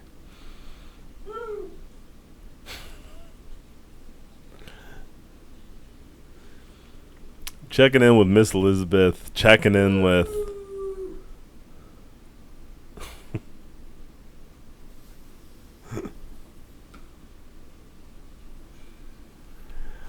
Checking in with Miss Elizabeth. Checking in with Woman. Oh, look at Mean Gene kind of creeping up here. Woman kind of fucking flirting with Mean Gene. God damn. That's the kind of shit that got Benoit and Kevin Sullivan beating the fuck out of each other.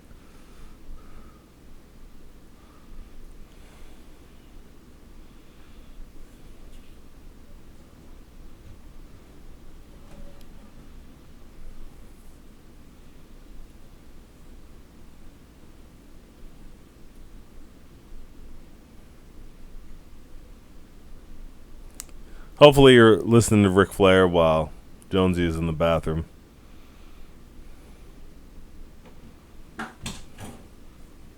Woo! Oh, it's still going on? Yeah.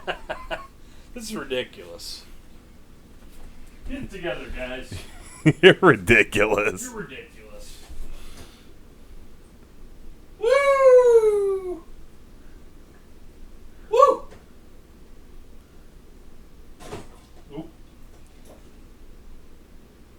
You okay? Who? You. Yeah. Yeah. Are you? Yeah. Waiting on you. You done peeing? Waiting on a match. Oh, Conan it. God Conan. damn it. Get the fuck off me.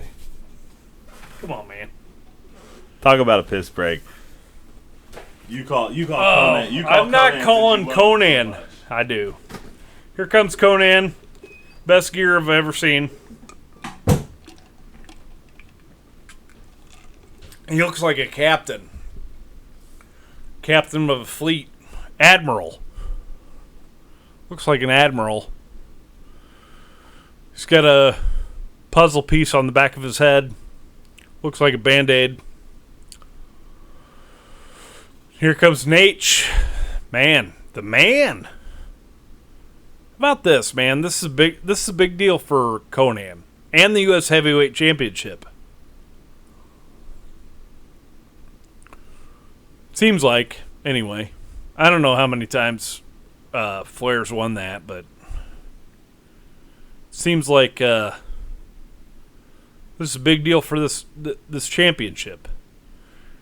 There he's got Nancy, or Woman, and Elizabeth flanking him. Pink robe, feathers, looks great. Man, oh man. Woo! There's a parrot back there. Not sure it's real. I'm just saying, man, this is a big deal for the U.S. Heavyweight Championship, dude. Big deal for Conan. It is. I know you hate him.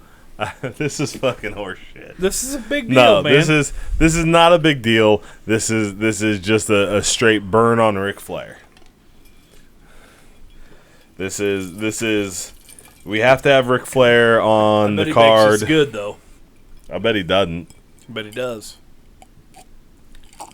Your hatred This will be notwithstanding. no. Listen, I hate Conan, but he's good enough to have just the standard ass Ric Flair match, and that's what he'll have. And this will be. There will be nothing interesting. It'll be fine because it's the standard Ric Flair match. There'll be nothing interesting. There'll be nothing special. There'll be nothing new. Conan, No, fuck Conan. And that championship. Listen, I'm sure Conan's super. I don't think it has anything to do with the championship. I'm sure Conan's super excited because he gets to wrestle. He's got a puzzle piece. I mean, Ric Flair's like the greatest of all time. Everybody, Hogan or the Austin, Michaels, Triple H, Taker, all call Ric Flair the greatest of all time. Right. But like, and he is. He probably is.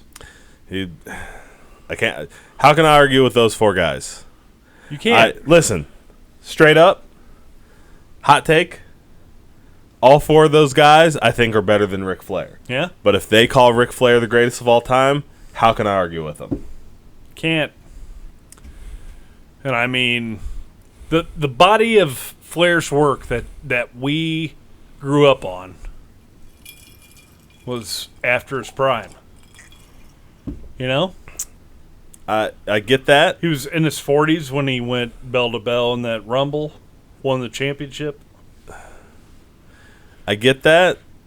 And I think Flair is probably I think I would agree that Flair is probably the most. Man, I don't even know. I was gonna say he's probably the most well-rounded of all time. Like he's the most. To say he does promos on a higher level and match work on a higher level, and like maybe Austin did promos a little higher level, but his match work was a little lower level. Maybe Taker's character work was a little higher level. Maybe his matches were a little higher level. His promo and like charisma wasn't quite up to that. Triple H could deliver on a higher level, but his consistency was not on that level. Michaels, man, I am not the biggest Michaels fan in the world, but I don't know that anybody compares to Michaels. Right. You know what I mean? Like, as far as delivery, consistency, match work, promo, charisma, I don't know that anybody compares to Michaels. Here's the thing that's difficult with Flair. He spanned 3 generations. Right. Right? So he was still having good matches in the 2000s. For sure. And he was in his 50s. For sure. Right. So, but also in the 70s, he was having matches with Harley Race. You know what I mean? Like nobody has ever spanned that chasm of the history of wrestling, and it's incredible. And he was the best in that at least 20-year span.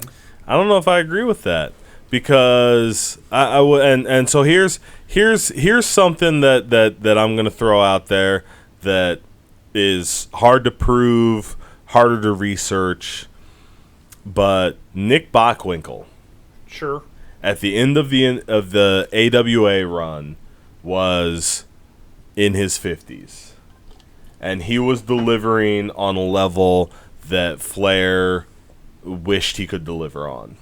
Now, Bockwinkel's work was not documented, was not followed, was not presented on nationwide television. You know what I mean? Like, you really got to dig down to find a guy like Bockwinkel. And, like I said, Flair was the last true NWA champion who did, who would go nation to coast to coast and wrestle the hour Broadways all night. And he probably, on that alone, he probably deserves the credit of being the greatest of all time. However, I have never, I've done my research, and I've gone back and looked at old Flair matches and watched Flair wrestle Harley Race and Dusty, and fucking in the Memphis, I've seen Flair's Memphis matches and stuff like that. And it's all great stuff, but I still have never been as entertained as Taker, as Taker's streak. And I'm not even a Taker fan, but as Taker, when he turned back after the American Badass, Taker's run those last 7 years, and when he really was doing the streak like that, those years, I was more entertained by Taker than I ever was by Ric Flair. Austin's hot and heavy 1.5 year run that he had, You know what I mean? 2 years, 3 years, whatever. Yeah, I don't think I don't think the entertained by it is the right metric. Like none of those guys that you've mentioned had that series of matches with Steamboat that Flair had. Nobody did. And it's not like Steamboat went and had those matches with other people. You know what I mean? Like, True. I know Steamboat's awesome. True. But he did not go and have that match with Bockwinkel 3 times. True. He did not go and have that match with Savage even 3 times. True. You know what I mean? Like, I think that's the... Oh. Liz goes down. And gets right up. Yeah. I guess she was okay. Wasn't supposed to be there.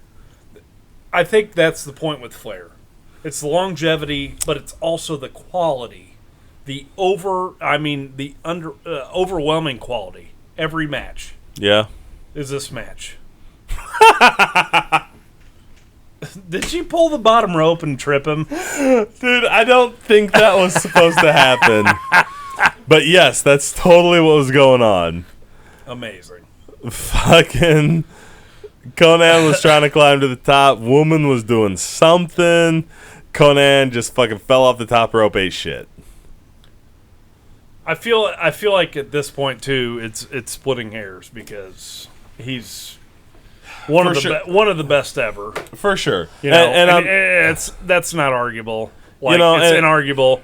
Like, especially if all your favorites are like, this is the guy who, right? Yeah, and exactly. I consider the GOAT. You know, exactly. Yeah, and that's one of the that's one of the biggest things. Like, I don't hold Flair in that regard, right? But you know, if you know the four guys, if the 4 guys who off the top of my head I can name that I would put. Look at Woman.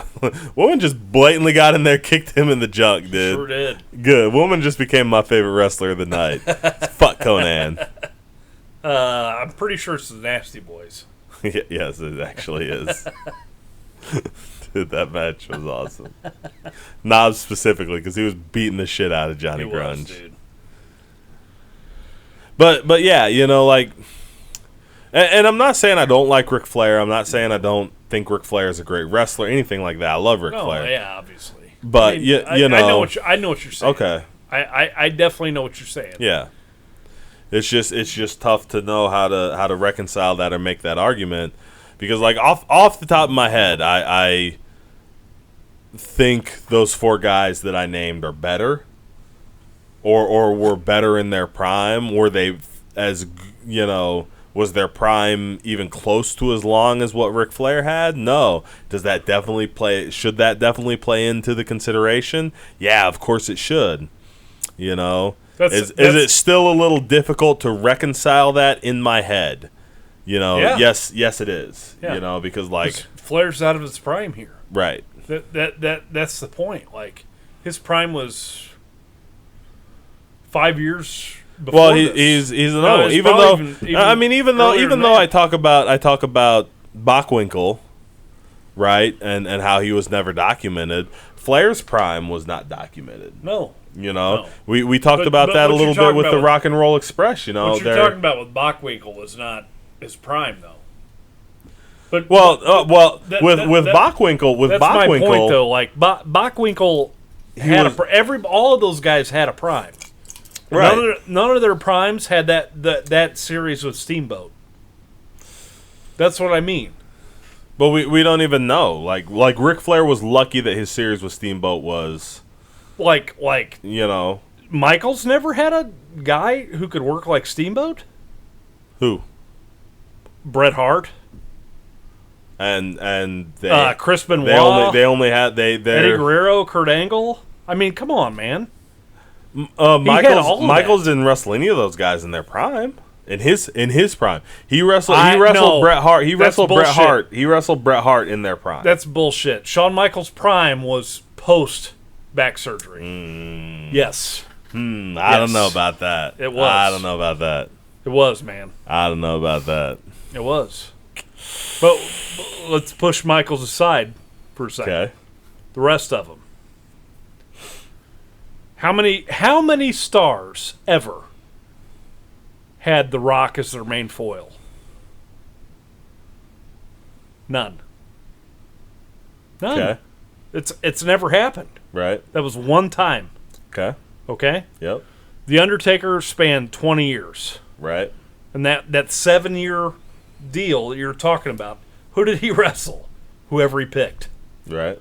He got Michaels twice, Triple H twice, Brock fucking Lesnar. I mean, come on, really? Honestly. Yeah.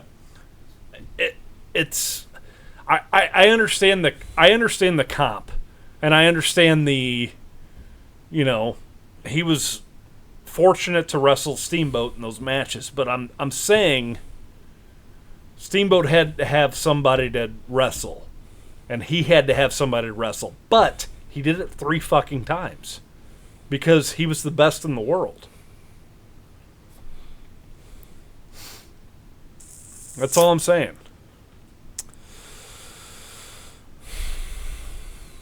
He's the GOAT, man. Except for Conan. I fucking hate you. You just fucked up. I was gonna give you some credit on that, but you fucked that up, man. Well, and here's the thing. Okay? Conan has a puzzle piece on his head. No. Here's the thing. Like, to say Ric Flair is the GOAT, I don't agree with that, but I don't know how to argue it. You know what I mean? Yeah. And there's a, I mean, and I guess maybe that means that he is. There's no way to argue it. You know what I mean? Like maybe that just means that like if he says he's the GOAT and I don't want to admit it, because I have no way to argue it necessarily. No. But and it's almost a dumb argument to have because you're talking about eras, right? Right. And aside from Bockwinkel, which I think you're entirely wrong on, but Bockwinkel had a lot of. I mean, Bockwinkel's great, man. Bockwinkel probably inspired Flair a lot. You know what I mean? But Bockwinkel didn't do what Flair did. However, all those other guys you've mentioned, they've wrestled some of the greatest ever. And Flair wrestled, Harley Race, which if you sat now and looked at Harley Race as like one of the greatest ever, you'd be like, really? I mean, Harley Race was awesome, but we're not talking about Harley Race like we're talking about Austin or right, Bret Hart or Michaels or any of those guys, Yeah. Because it's just it's a different ball game, Yeah, I think you're right. Yeah, I think you're right. I don't know, man. I don't know, man. I'm sitting here. I like the idea. I'm still trying to find a way to argue, and it's like I can't. I mean, everything you're saying is right. I feel like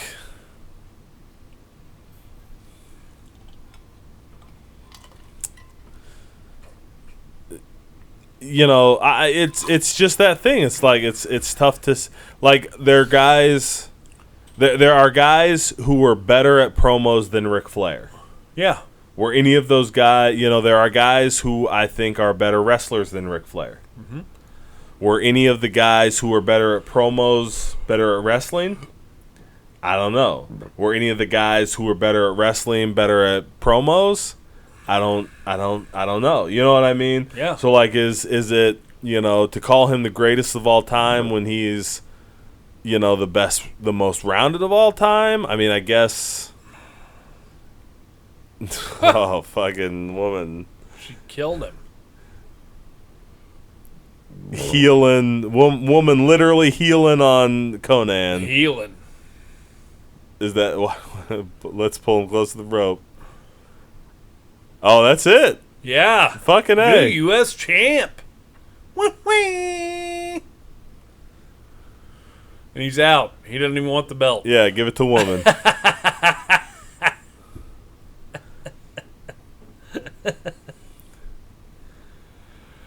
You know, I don't know, man. I'm not. You know, this and this is it's not something that's easy for me to reconcile. Like, that's the point of the conversation, I guess. You know. Yeah, I don't mean it to question Ric Flair's talent or ability or anything. No, I think I understand. We all understand that. Not all of you. I do. Yeah, there's people unfollowing me right now. No, they already canceled. Fuck you. Shit on JR. Fuck you, Jaron. Yep. Fuck you, JM. JM. All these police. They're all the same police. They're all the same police. Dude, I told you it's the North Kakalaki fucking state police. They came out of Daytona. Yeah. You're out of your jurisdiction. Nope, they're just here to keep the peace, man. They got their guns. Hold it together, Jonesy. I'm doing. God damn. I just always thought the Flair Steamboat series speaks for itself. That was always my deal.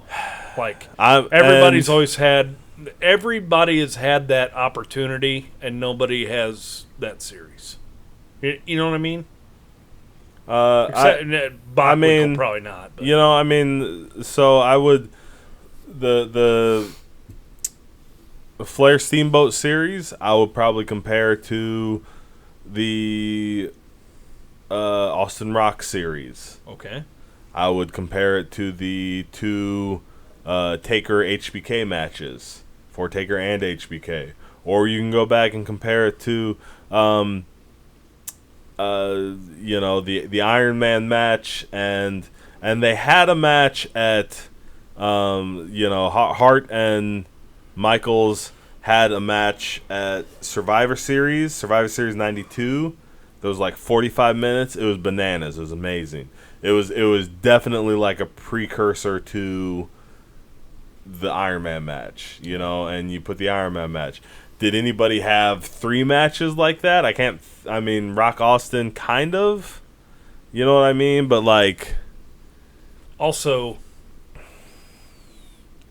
Steamboat wasn't as big a star as any of those foils. True. Yeah.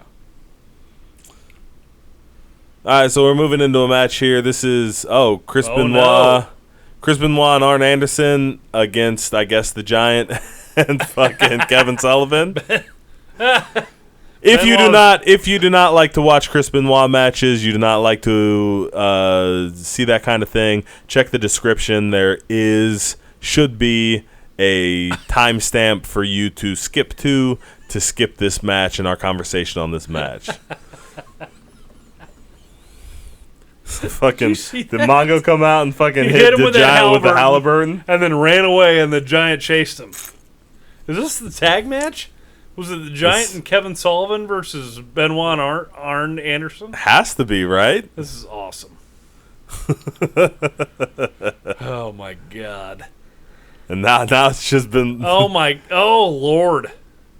Here's some chops. Let's do it. Chop me back. No. These dude. When Benoit and Sullivan are in there, Giant's coming back. Come on, baby, you gotta come back to the ring. He doesn't want to be in there for this. No, nobody does. Look, Anderson's come in. He's like, listen, I'm taking your knee out. Yeah, just lay down, take a nap, because as soon as I tag Benoit back in, you're gonna hit him for real. He's gonna hit you for real. It's not gonna be fun for either one of you. Look at that, dude, hanging onto his leg. Dude, so just good. Not. He's so good. Except, I hate how good he is. Drives me crazy. So the Kevin Sullivan is just fucking. Not Kevin Sullivan, Arn Anderson. You met Kevin Sullivan. Don't lie to me. That's true. I'm getting another refill. Get another refill. I wish there was action for me to call. How do you find? Okay, Chris Benoit fights back up. These guys are gonna fight each other together. Tag Anderson back in. Thank God. Says everybody in the arena. We're sick of seeing a real fight. No, nobody's sick of that. Oh, that's right. Nobody's sick of seeing a real fight. The Giants out there, Kevin Sullivan's just going to have to suck this up. Here comes Chris Benoit. Hey, I love, so you can totally see, because every time Chris Benoit comes at Sullivan stops selling, and stops working, and just fights him. Yep. Real kicks, real fucking chops. Like, he'll get in there, he'll work with Anderson just fine. You know? Like when they do stuff, they just kind of work together. He sells for Anderson. As soon as Benoit comes at him, he just stops and starts throwing legit fucking kicks, punches, whatever the fuck. Because I guess, I mean, well, not I guess, because obviously fuck Chris Benoit. Yeah, you know.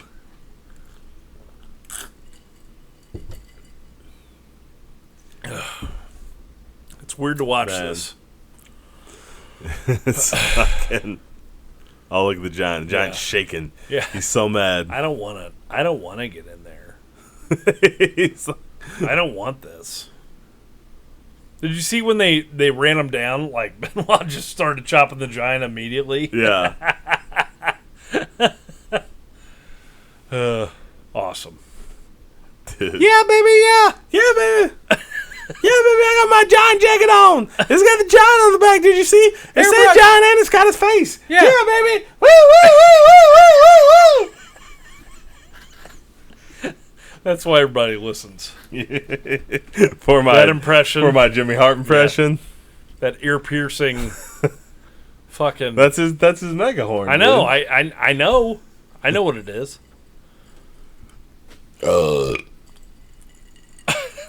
I'm glad you explained it to everybody else, though.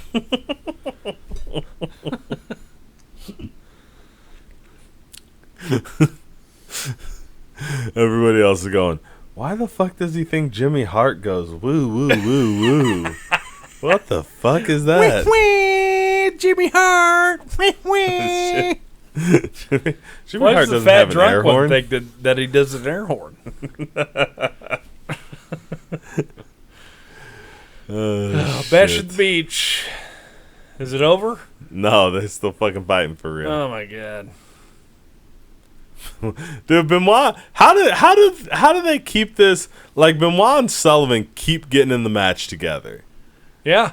Like, this a tag match, and these two guys fucking are gonna fight for real, but pros.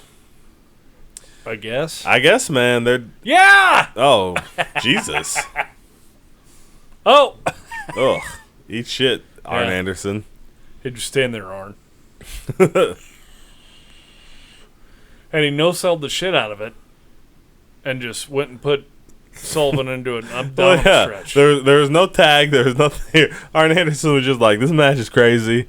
I'm just going to grab Nobody knows what they're doing. I'm just going to grab Sullivan. Two guys were fist fighting, and the Giant's out here. He's been in 4 matches. One was with Loch Ness. That doesn't count. And the other one was with Hogan, which also doesn't count. Oh my! God, dude. Hey, right, dude? Like, let's poke the bear. Benoit's like, I'm gonna punch you 3 times for real, then I'm gonna slap you once for real, and fucking cuss at you, and then put your fingers in my eyes. Cool, right? And then I'll see what I would have done. I'll see what you do. You're just a Beach Boy grandpa for dad or whatever. Grandpa Beach Boy. I swear to God, Anderson has to be over on that apron like, can I just do this entire match, guys? Right. Right. Like, my neck sucks.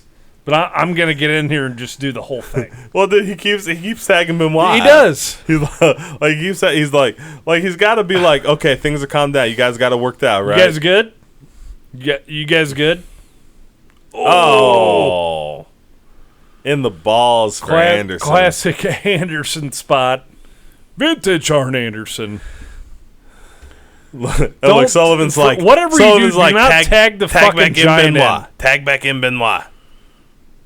Look, now I'm going to stop selling. I'm going to fucking punch you for real. Oh, here's a thumb. Thumb in the eye. Doesn't care. Dude. Oof, God. Jesus. I just want you to know right now.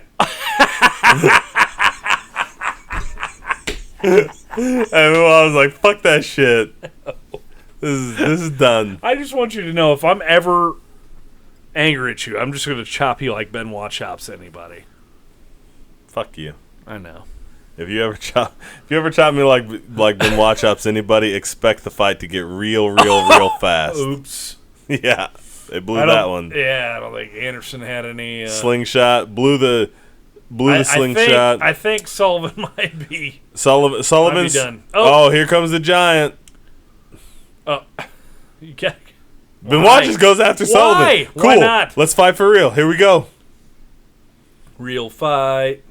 And real fight. Fucking giant chasing Arn Anderson around. Real fight. Bye, guys. Now we're back at this split screen. Man, I hope somebody gets hit with the surfboard again. Hey, Benoit and Sullivan are just out of here. Where are they going? No, yeah. TV truck. Let's fight back up to the bathroom again. That's what everybody wants to see. Hey, let's go into control.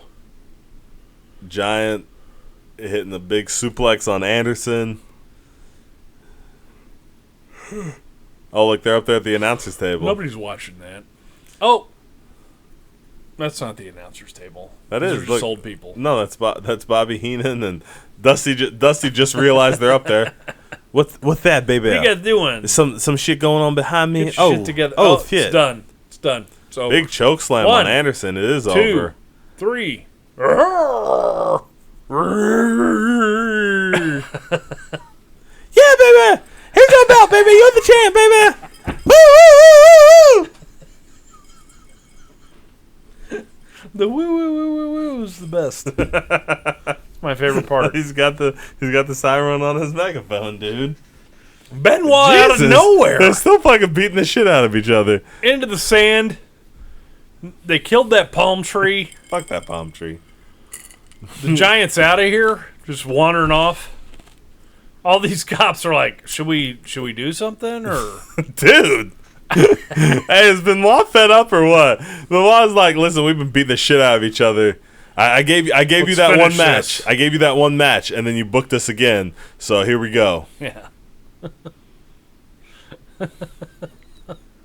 This is absurd. No, this is awesome. It is awesome.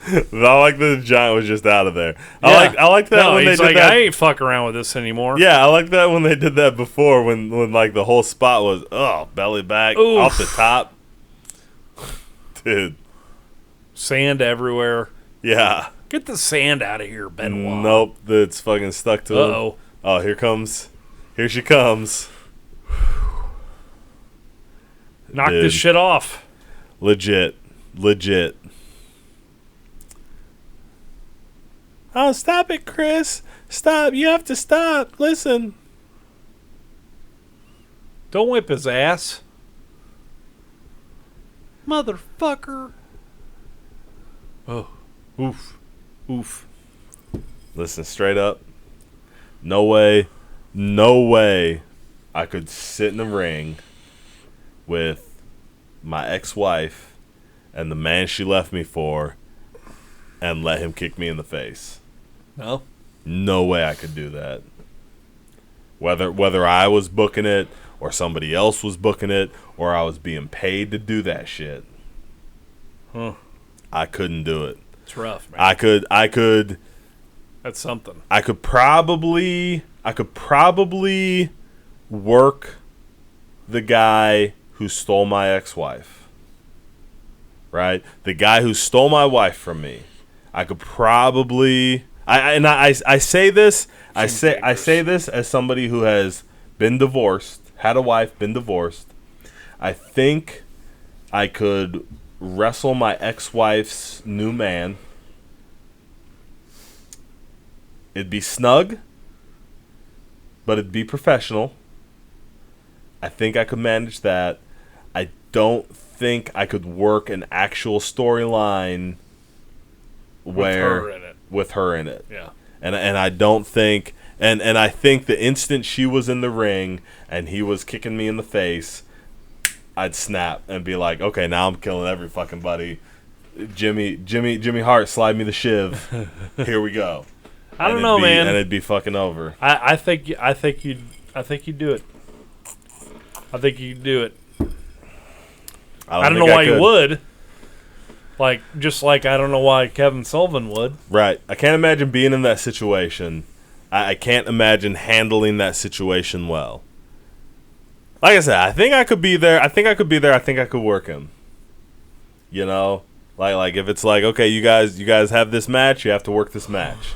I can manage that. I don't know, man. I don't understand any of that. It seems so stupid. It seems unnecessary. It seems maybe it was cathartic for them to be able to fucking pound on each other. I don't know. You know, when dudes fight, like it's a real thing that sometimes you let dudes fight each other, and after they're done fighting, they're friends. Yeah. Maybe that was part of it. I don't know. I can't imagine. I can imagine wrestling the guy who stole my wife. I cannot imagine working a storyline with that guy where she is involved. Yeah. Maybe I could work a storyline where she is involved with a guy who is not the guy she's with. You know what I mean? Like, oh, randomly, like like a surrogate almost. Yep, yeah. You know, but putting all three of us in the ring, I can't imagine not wanting to get up and shiv somebody. I can see that, man. Jonesy, are we here? I think we're here, man. Are we here? Yeah, we're getting takeover is coming. Hostile takeover. We're getting the video package from there's Scott Hall showing up. We got the Outsiders and the Third Man versus the Man shows up with a big surprise. Oh, it's Diesel. Dude, we're not here to play. How amazing is that? WCW, where the big boys play. Check the adjective. We're not here to play. Play.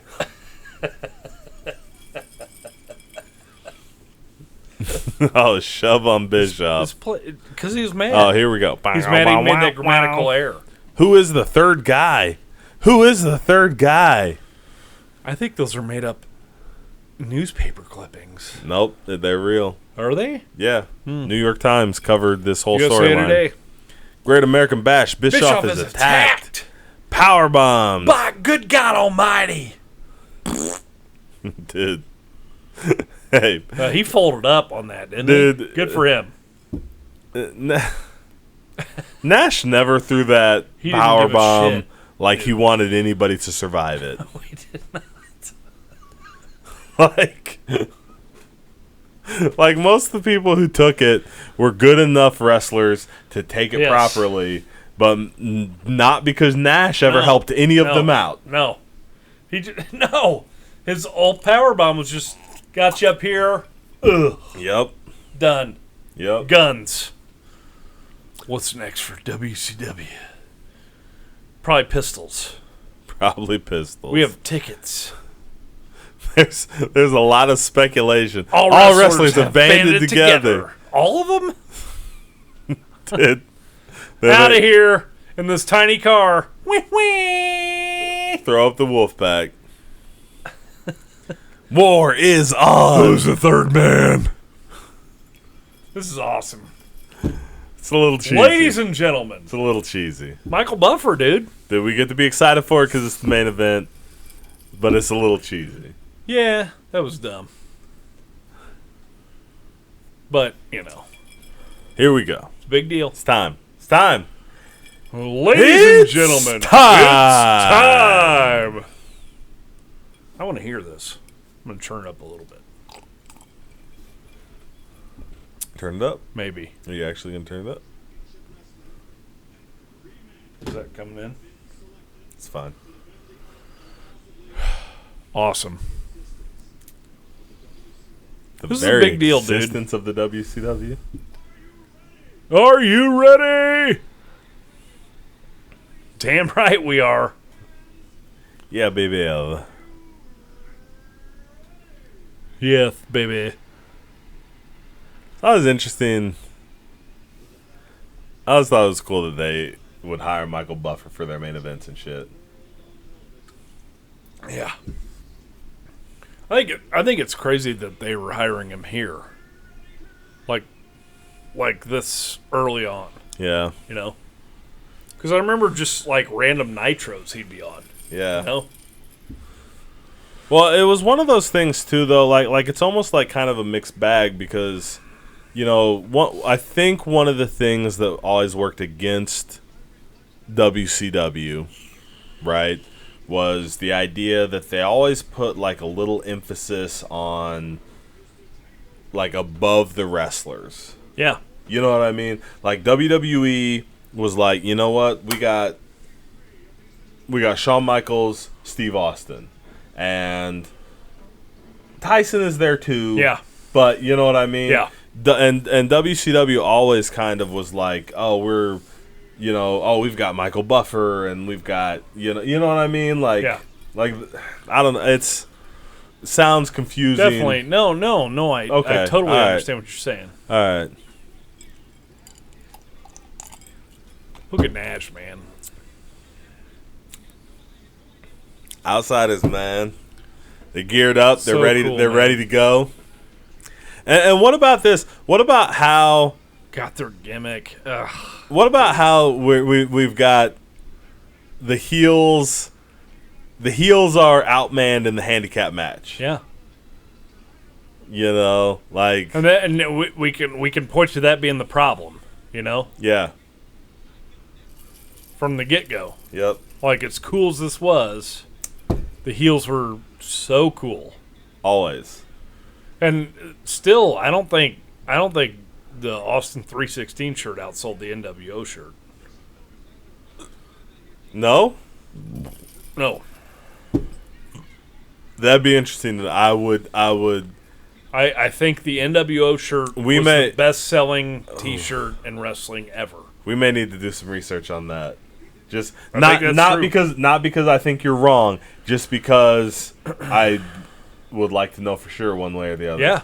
No, I'm not to be honest, I've never even thought of that before. I'm not even positive. I think that's the truth.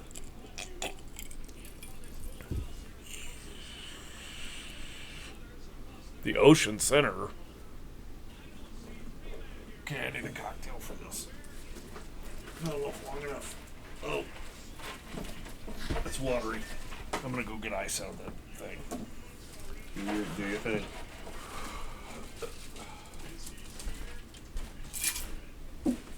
He's here and he's ready. Chico. You need any ice, bro? No, I'm good. You sure? Yep. Chico?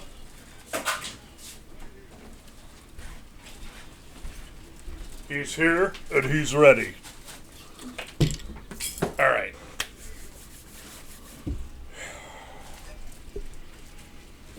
It's been a long run, brother. Dude, it's been a good run, man. It's been a good run. All the way up to this. It's been a good run. 7 weeks. Oh, shit. It's going to ruin it. Oh, shit.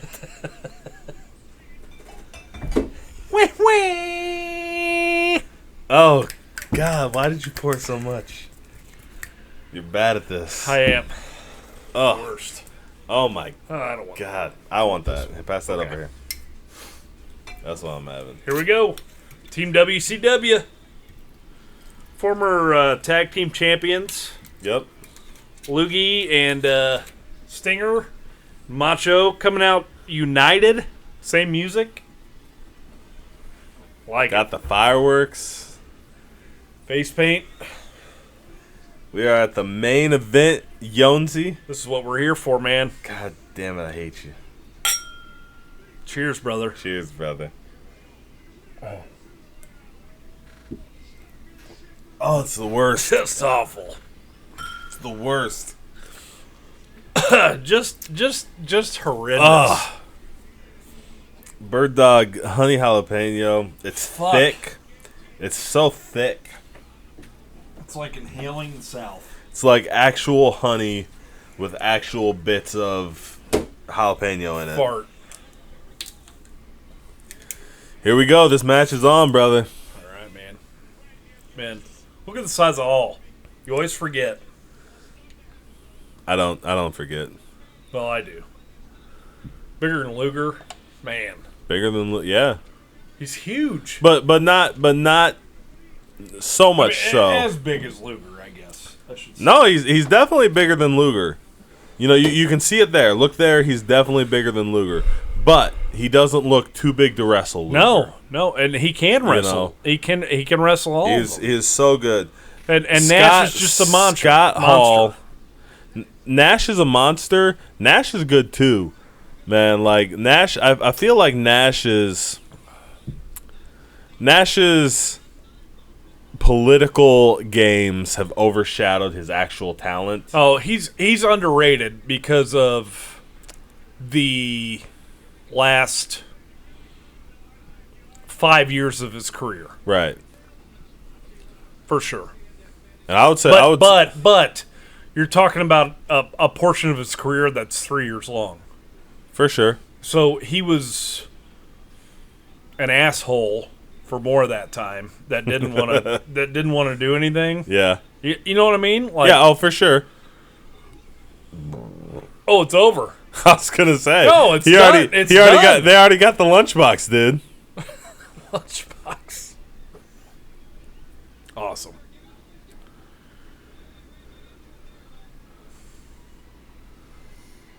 Jesus. This is nuts, dude. Dude, already. Macho's after. No, they don't even know what Macho's going to do. Like, Look, the rest and of them talked us out. Luger's unconscious. Yeah, he's dead. Flair's checking on him. Or Sting. Sting's checking on him. And Macho's beating the fuck out of Razor. No, they thought this was a breather. Macho's like, nope, no, brother. Right. No way, brother. Let's go. I got to be a maniac. I mean, what else would we want him to be? Nothing. I wouldn't have liked him nearly as much. No, neither would anybody else have. What happened to Luger? How'd he get knocked out? I have no clue. There was a skirmish. I mean, last thing I remember... I feel like maybe they're trying to sell this as the Luger's the third guy. Oh, Luger's the fake third guy? Yeah. Well, I was going to say, last I remember, he was knocking the fuck out of both the other two. He was.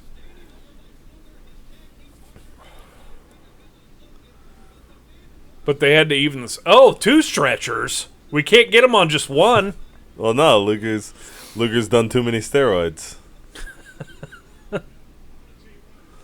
Or did that one stretcher come in from the other side and they just showed it twice? I don't know. I don't see a second stretcher out there. That's 100% what happened. Maybe you're just not paying attention to how Luger happened. got knocked out. You're right. Definitely not. Last thing I remember was Luger was like, Ruined here we motherfuckers. Oh, Sting knocked Luger out. Did he? Yeah, so or did Kevin Nash's peck knock him out? Yes. Exactly. Wow, he's made of stone. The ring post, baby. When Thing Thing came in with that thing of splash, and Luger was under Kevin Nash, and Luger's head just went into that ring post, baby. And now he can't. He's gonna be asleep, baby, for a couple hours now. Look at fucking Macho. What a dude wacko. I can't like. Could you imagine No, I've been out there. I've been out there with dudes that you have to keep your eye on constantly, and I feel like Macho is like that. The difference is normally when there's a dude like that, he's not as good as Macho. He's just fucking He's reckless. not the best right? guy in the ring. Yeah, you know. Right? Like I gotta watch this dude right now because he's dangerous. And I gotta listen to him also. Yeah. Oh, this is awesome. This is so good, man. And now we've got a tag match that's Sting. So now this tag match is Hall and Nash versus Sting and Savage, dude. Mm-hmm. I'm all in on this tag match. Like thank God Luger's gone because now there's not a weak link in this match, right? And you're just gonna see Hall for an hour in this thing, right? Nash is Nash is going to come in and just wreck people. I mean, this was still when Nash could work, though. You know, this is Diesel. This isn't 2005 Kevin Nash. This is Diesel. Yeah. You know, he's a year away from being Diesel. Yeah, you're right. And he's still in great shape. Yep. And he's still in great shape. His knees all bend the right way. Like, you know.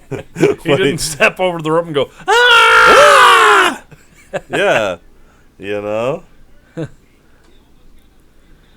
Like, this is Razor Ramon and Diesel here. Here we go. And then even this isn't even the Kevin Nash we have, you know, Macho ain't scared of shit. 3 months from now, we have a different Diesel and Hall. Because you know, and it's worth mentioning, like these guys came here for the money, and as soon as they realized came here for the schedule, honestly. Well, I think the schedule and the money. Well, Hall came for the money. Yet. I think Hall came for the money because Hall tells the story. He went to Vince. He asked to improve his situation, and Vince couldn't help him out. So he came to WCW where they gave him more money. Nash talks about the schedule, and Nash is like, you know, they worked, you know, WCW worked 100 days, you know, 150 days. Mm-hmm. WWE worked 370 something, whatever. Yeah. You know, there's not even 370 days in a year, but you know what I'm saying. But you know, so I think it was different for both of them a little bit, but also then they both tell the stories about, you know, how they showed up and you know, at first they were working as hard as they had at WWE, and then very quickly the days became, you know, like they would show up and they'd go to Hogan's dressing room where there was a cooler of beer and they'd get tanked, and most of the time on Nitros they'd go out, Hogan would handle the promo, and they'd beat the shit out of whoever ran out to try and fight the NWO. Right. And that was it. You know what I mean? And they'd be drunk before that. They'd be drunk after that. And that's it. You know what I mean? So even the Hall and Nash we have here tonight is different from the Hall and Nash we have in 3 months. Yeah. More motivated. Mm-hmm. For sure. And in there with you know, guys you want to be in there with. Yeah. Right? Like, so if you come over and you're going to be a big name guy, this is who you want to work with. Sting and Macho. Who else? Other than maybe Arn and Flair, who else would you want to work with but Sting and Macho? At this point, it's Sting and Macho. It's not even, I mean, Arn maybe, but, you know, Arn and Flair maybe. But you're not going to get the same kind of specific match out of them that you're going to get out of these two. You know? Well, yeah, but, you know. I mean, Arn and Flair are going to make you look like $1 million, but these are the two. So, I mean, to have the crowd behind you, yeah, you're absolutely right. You know, these are the two flag bearers. Or, For sure. mean, two of the flag For bearers. sure. Yeah. For sure. You're right. Like, who do you want to work other than Sting? You know, Sting is as close as WCW has to a Hogan. Right. Macho is as close as WCW has to a Macho.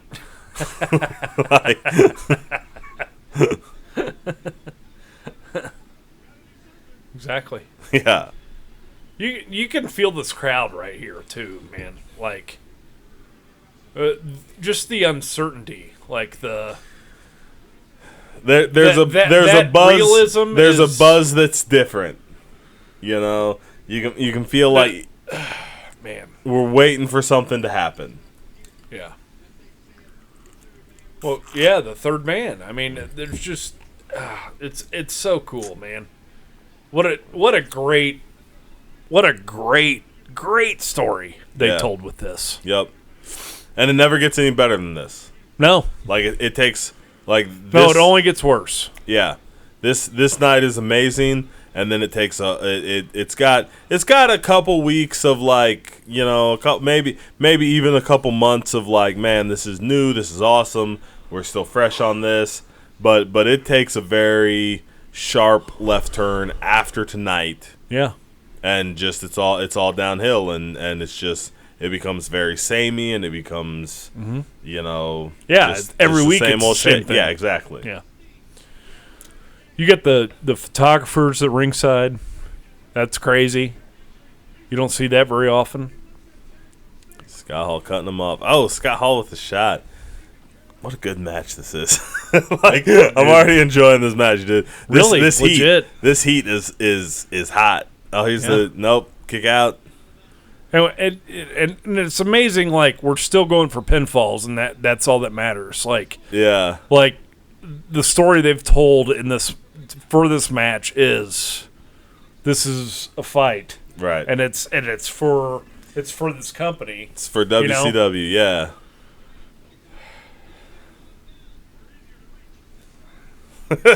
Hey, tag me. Nope. Okay. Abdominal stretch. Here, tag me. You're not even looking at me. Okay, here we go. And look at Macho. I'm all over this apron. The Macho runs a marathon in this match, man. Like, he already has. He's nonstop, dude. 24 miles. He's already. nonstop, or 27, whatever it is. I couldn't.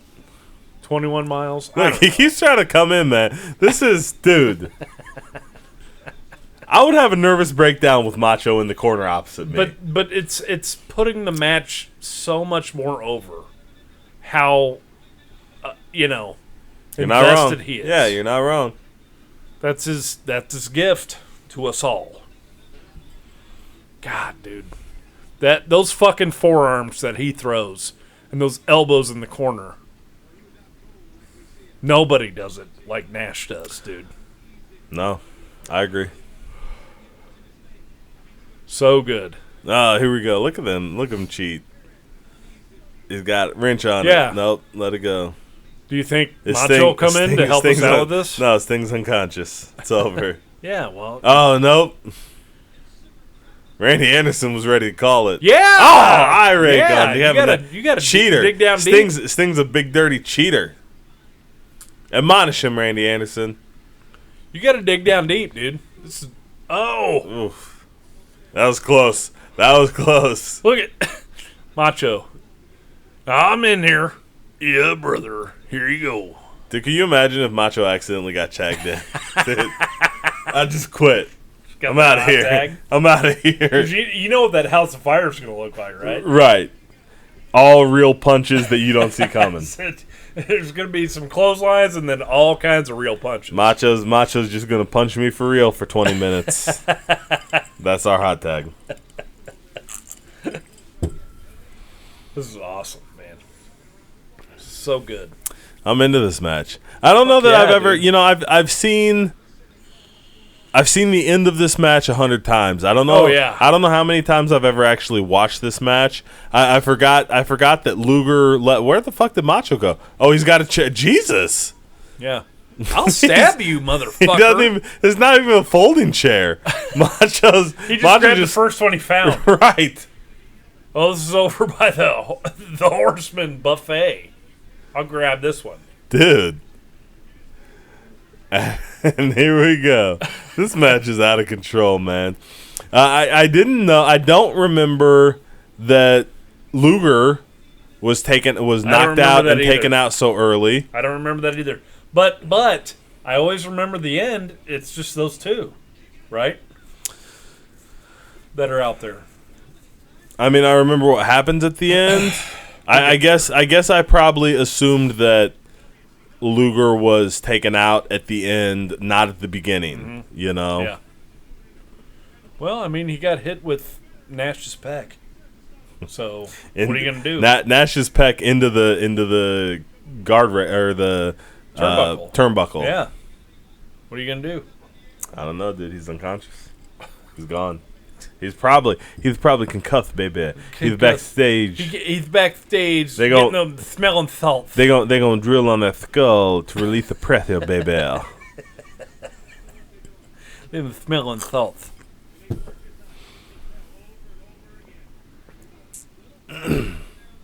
This is great. I love still seeing Sting's selling his ass off, dude. Dude. Sting, he's all in on this, dude. Dude, Sting is great. Like Sting is. There might not be a better guy who takes a beating in the business, honestly. No, like he is and this fire up. Like this is Sting fire up. Man. Yeah, dude. Throwing left and rights. Sting backhands. Sting is as good. He got it. Jesus. That's like what are you doing? Stinger splash for the. Thank God Scott Hall got back in. Here we go. Oof, dude. Out of here. Get the shit can. Oh, real punches on Nash. Macho's out of control, man. Here we go. House of Fire. That's a hot tag, man. That is a hot tag. Dude. Whew. You don't have to bump a guy 8 times. Just drop 18 axe handles. You just follow the guy outside. Oh, I would even say, you know what? You just gotta be as fucking hype as Macho, man. This whole match? Yeah, right? Dude. Like can he summon that energy? Uh-oh. Oh, shit. Hogan's here. He's coming to help. He's coming to save WCW. He's coming to help him. We haven't seen Hogan in months. We haven't seen. He's been shooting a movie. And it's over. And Heenan says it's over. Look at the outsiders. Heenan says, whose side is he on? But whose side is he on? Look out! No! Oh my God! Leg drop. Is he the leg drop man? On Macho? Another leg drop on Macho. What Get a in great here. Fucking yes, match, brother. Man. Yes, brother. Hey, look, even now, look, people are clapping. Look, people are cheering. People are clapping. They start throwing trash in the ring. I know they start throwing trash in the ring, but look, you can see people all behind it. You can see people they're on every Hogan, side of the ring. Oh, on every side of the ring, people are into it. That's where they drew the line, though. You do not throw Randy Anderson. Out of the ring. God damn it. And Hall counts to the 3. Like they don't even give a shit. No, there was no match. There was no point. And now we have the new world order. Wham, wham, wham, wham. Man. The New World Organization, brother. Yeah. I'm about to hear that. The New World Organization. Brother. Uh-huh. Boy, oh boy. Look, here dude, we go. You still got like the trash. Like so I think that's you've never seen this though, man. Well, but hold on. But this is what makes it so special is that it's so like everybody goes all the way to one side or the other. Yeah. Right? Because we can see here. Look, you can see people in the background right now. People cheering, people clapping, and you can see people throwing trash in the ring. Right? It's incredible. You know, it's so like instantly this took people. People were either NWO or they were holy shit. I can't believe Hogan turned on us. This is nuts. You did not see trash getting thrown in the ring though, ever. It never happened. No. All right, let's hear Hogan. Let's do it, man.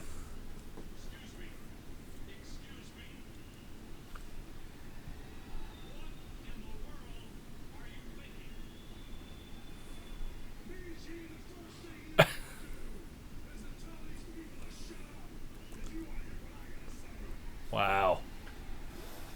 Good God Almighty. You better shut up to hear what he's got to say. Hey, how funny is it to see Hogan being the smallest guy in the ring? Dude. Other than Mean Gene. Dude. Isn't that crazy? Yeah. Makes Mean Gene sick to his stomach. It does, yeah.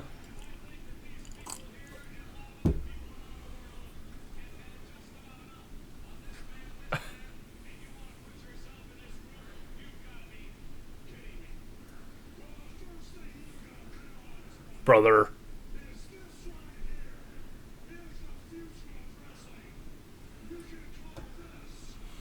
The New World Organization, brother.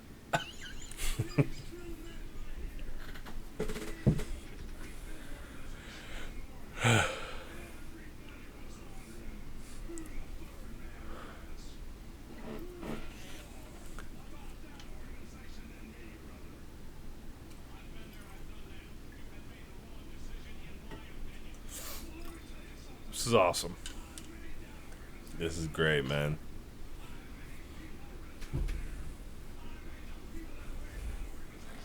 I don't remember this much of this promo. No? No.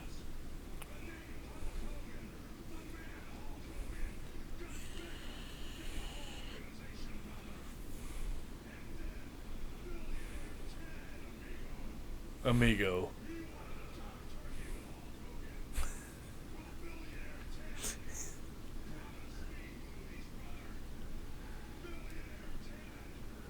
Wow. People throwing drinks. Look at Nash. Like, he's just going to be up there be Akeem Olajuwon. Right. I'll swap this shit away, I guess. Yep. Dude.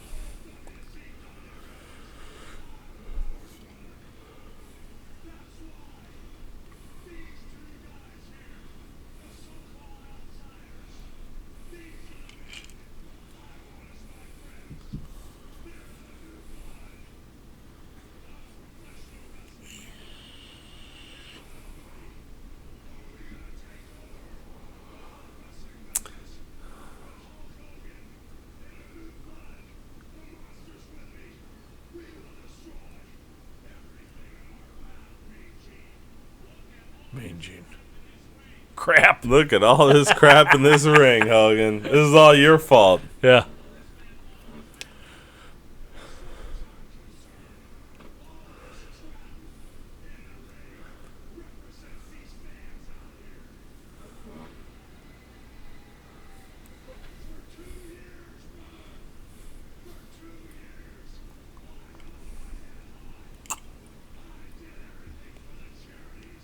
Charities. The kids.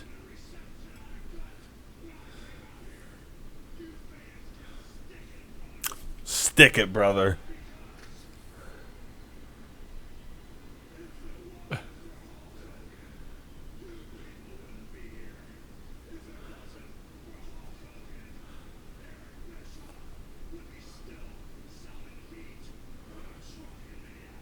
Oh.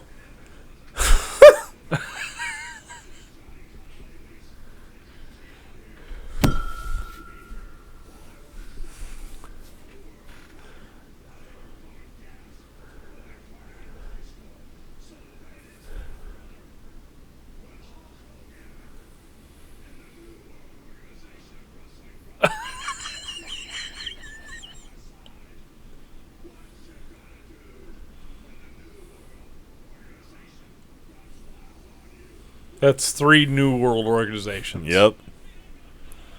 Amazing. What you Incredible. gonna do? What you gonna do? That might be the best promo he's ever cut. It's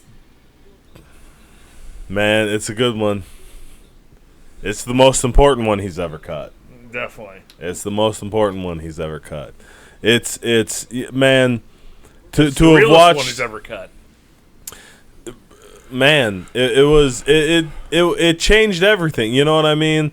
Like, Hogan talked about on WCW pay-per-view. Hogan talked about WWF up north in a way that we've never seen it really talked about in that way before, right? Right. We saw it was everything. He just laid it out. He talked about making everybody money, and Hulkamania became a bigger thing than everything. Like that, it was legit. You couldn't argue with any of it. No. And you could see all those people being there for him. Yep. That's a big deal. You could see the crowd. You could see behind him. You could watch half that crowd was with him, and half that crowd was throwing shit at him. Yeah. And you could see shit raining into the ring. You know what I mean? That fucking trash, dude. It was. We all dream about that reaction, man. That'd be awesome. It's the thing, man. You know, we hear about the legends of, you know, people inciting riots and doing this and that. Like and that's Jim Cornette getting punched by people. You know, by. Yeah. And that's as close as we get in the modern era on TV, on nationwide TV type of thing. Even though, you know, it was on pay-per-view, whatever. That was the riot you're going to get there. Dude. Yeah. Awesome. And we're off to the races. The New World Order kicks the run, off, man. I mean, that's the run. That's the attitude, you know. That's and now, and how great was that match, dude? That match was pretty bananas. It was great. I don't remember that. I don't know that I've ever watched that match and paid attention to the match as much. I have not watched that match since it aired. Oh, for sure. I have not. For sure. And that, yeah. I mean, that match led up to one thing. It was, you know what? But it was what it was. The crux of that match was Savage's energy, and Sting just selling it. Yeah. And you're seeing those two superstars. Sting and Hall had a singles match. Yeah.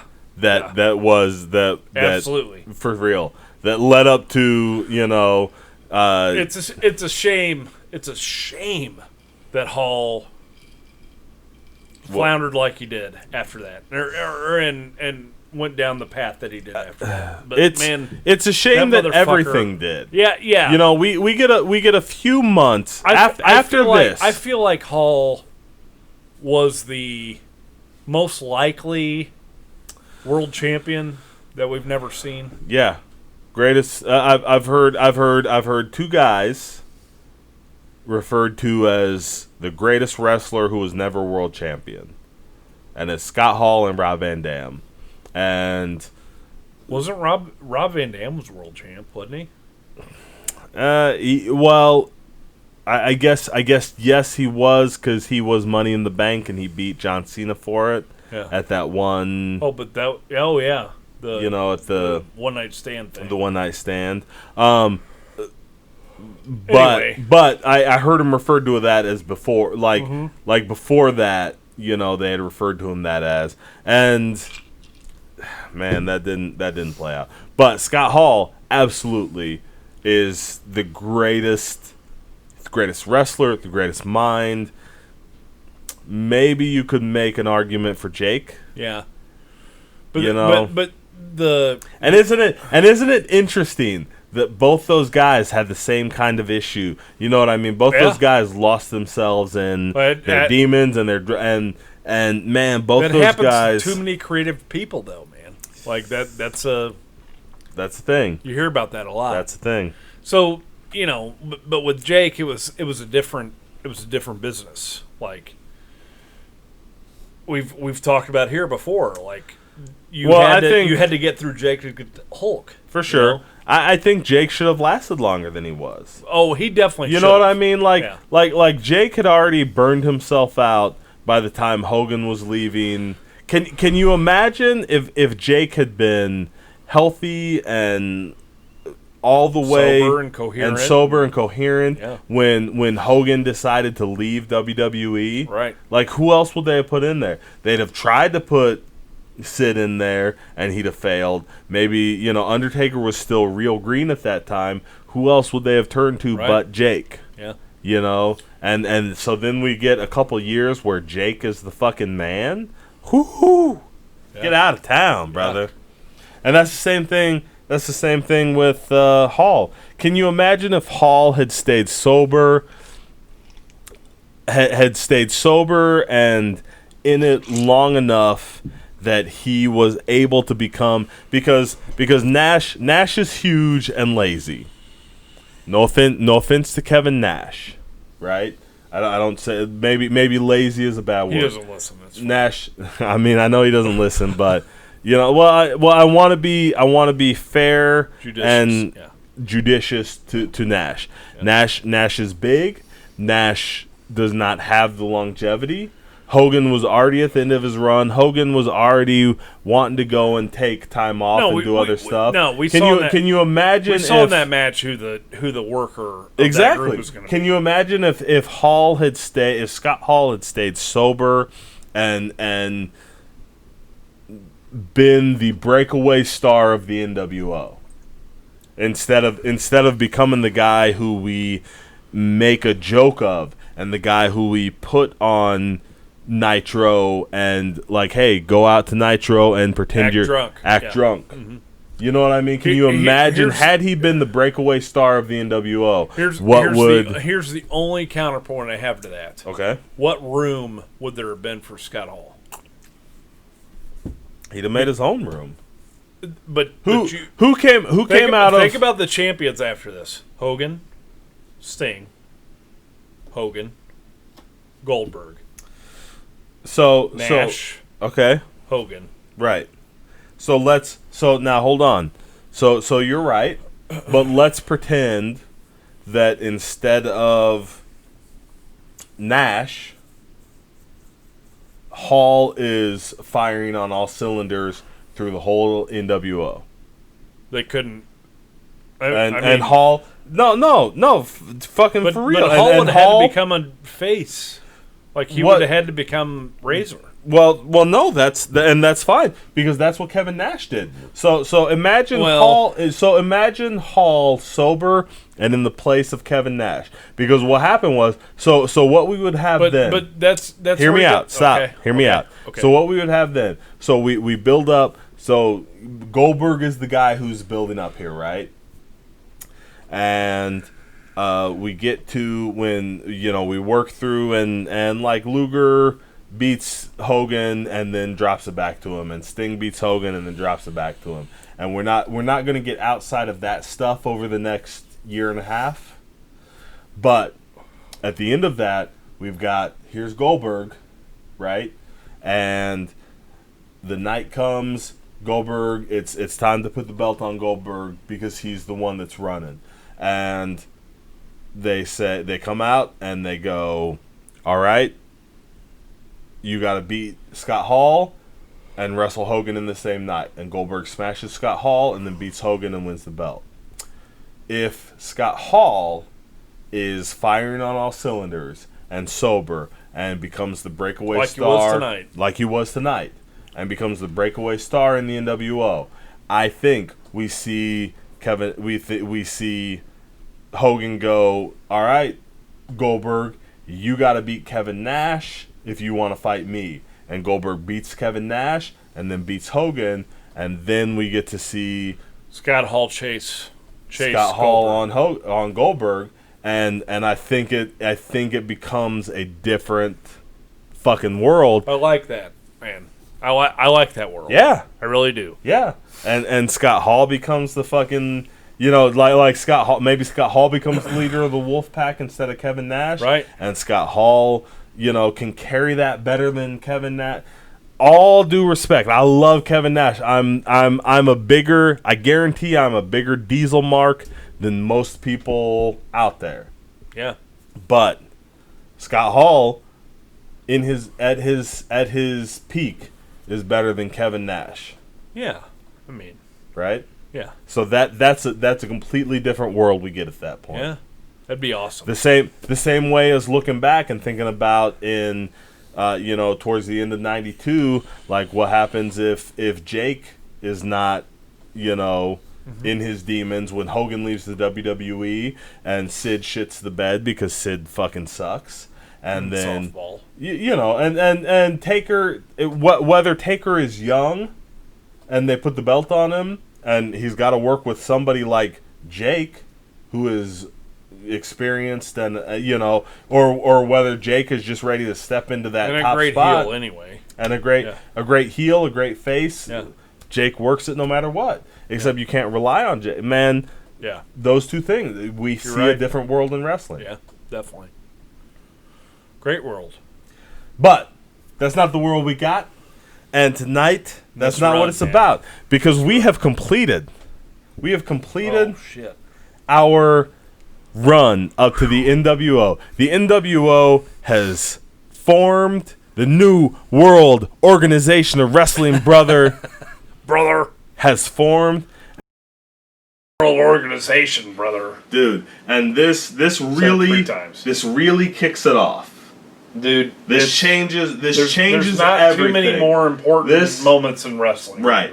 This is one of the most important moments in wrestling. Absolutely. This is the fulcrum that swings us from 80s wrestling into the Attitude Era. Yeah. And the boom. The boom. The Monday Night Wars are in full effect. And this is the culmination of the last 6 weeks. And it's almost like, in hindsight, it's almost like, so all we got was like 7 weeks, 6 weeks led up to a leg drop and a promo by Hogan. Right. And in hindsight, it's almost like, man, that's a little anticlimactic, except that we know what it leads to. We know what comes after. We know that people are going to spend the next fucking 4 years. And no one knew then that this was what we were getting. This was a quantum shift. This looked real. It looked real as fuck. Yep. There were 2 WWF guys on WCW television for weeks. Yep. And then all of a sudden, they're having a great match on a pay-per-view, and Hogan's out there to save WCW, and he leg drops Macho. Yeah. And joins the Outsiders. New World Organization, brother. NWO. Organization. Bananas. Good shit, man. Jonesy. Brother. This has been a hell of a run. It's been awesome. Thank you guys for joining us. Thank you guys for joining us on this run. Hopefully, you will tune in next week, where we are actually going to we're going to give you guys kind of an update on current events in wrestling. We're gonna everything that's been happening since the quarantines and just Mania. Overall since Mania really. We're gonna try and give you guys a catch up episode. It's gonna be a live current events episode. If you have an idea, if you have requests, fan requests, we love to do fan requests. Please like, comment, and subscribe. But mostly comment what you would like to see us do next. If you want to see another run, if you can DM us, you can tweet us what you would like to see us do next. You can find us. You can tweet us at Drunk Rasslin, Drunk RASSLIN. On Twitter. You can DM us on Facebook, like us, and message us. Drunk Rasslin on Facebook. We also have a website, drunkwrestling.com. You can check us out there. Hopefully, if you're watching us on YouTube, like, comment, subscribe, ring that bell if you want to get all our notifications. And if you prefer the audio version, we are on all your favorite podcasting apps, whether it's Podbean, Google Play, the Apple Podcast, Stitcher, whatever. And if we're not on your favorite podcasting app, message us and let us know so that we can make sure that we get onto that one. Yeah. Guys, thank you for joining us tonight. Woo! Woo! As always, please drink responsibly, and until next week, we raise a glass to you. Cheers.